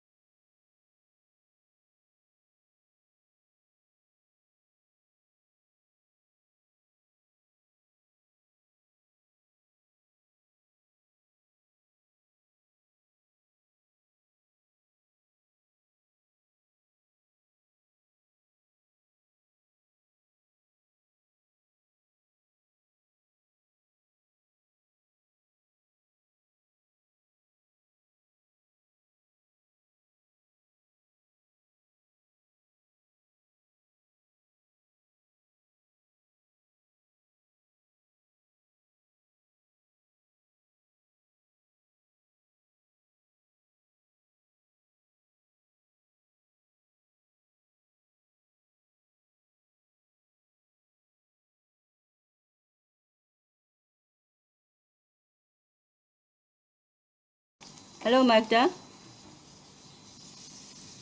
Hi, can you hear me? Yes. I can hear you, yes.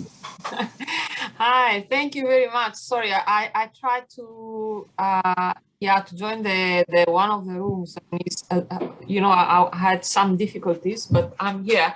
I just wanted to understand, you know, like because I think that this one is room 2, isn't it?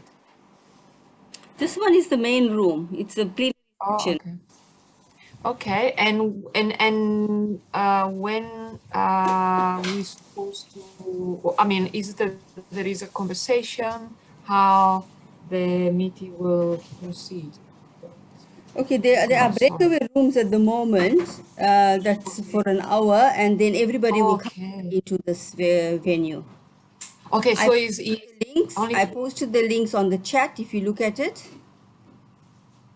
Yes, the things is that now because to access this link now Zoom asked to close the previous meeting, so Yes. I don't You have to close it. You have to close this to get into that one, and then use the same link that you used to get into this to come back. Okay, but if you don't mind, because now I'm here, well, I mean, I can come back in an hour, isn't? Yeah. Yes, in an hour. Yeah, so I'm going to have lunch, but I just wanted to say really thank you very much, because, you know, like it was such an interesting conversation and presentations, and really was very exciting to be part. Yesterday, I had the opportunity to follow some of the presentations, and this morning too.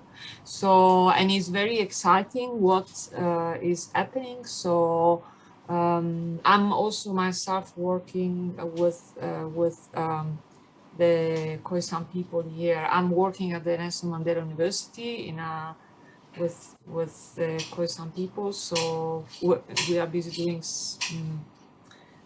investigation on heritage, pre-colonial heritage sites. So yeah, I'm very, you know, hopefully we will be able to collaborate in some way, to get in touch, and yeah, so lovely. Thank you so much for joining. Thank you so much for joining us. Really, your participation is really appreciated. No, it's wonderful what you did, what you are busy doing. I mean, it's wonderful. It's very exciting. So yeah,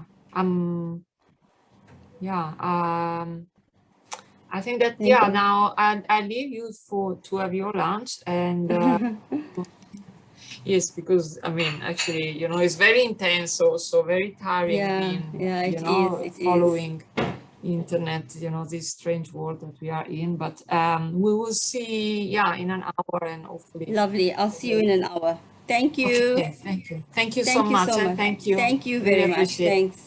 You're welcome. Bye. Bye-bye.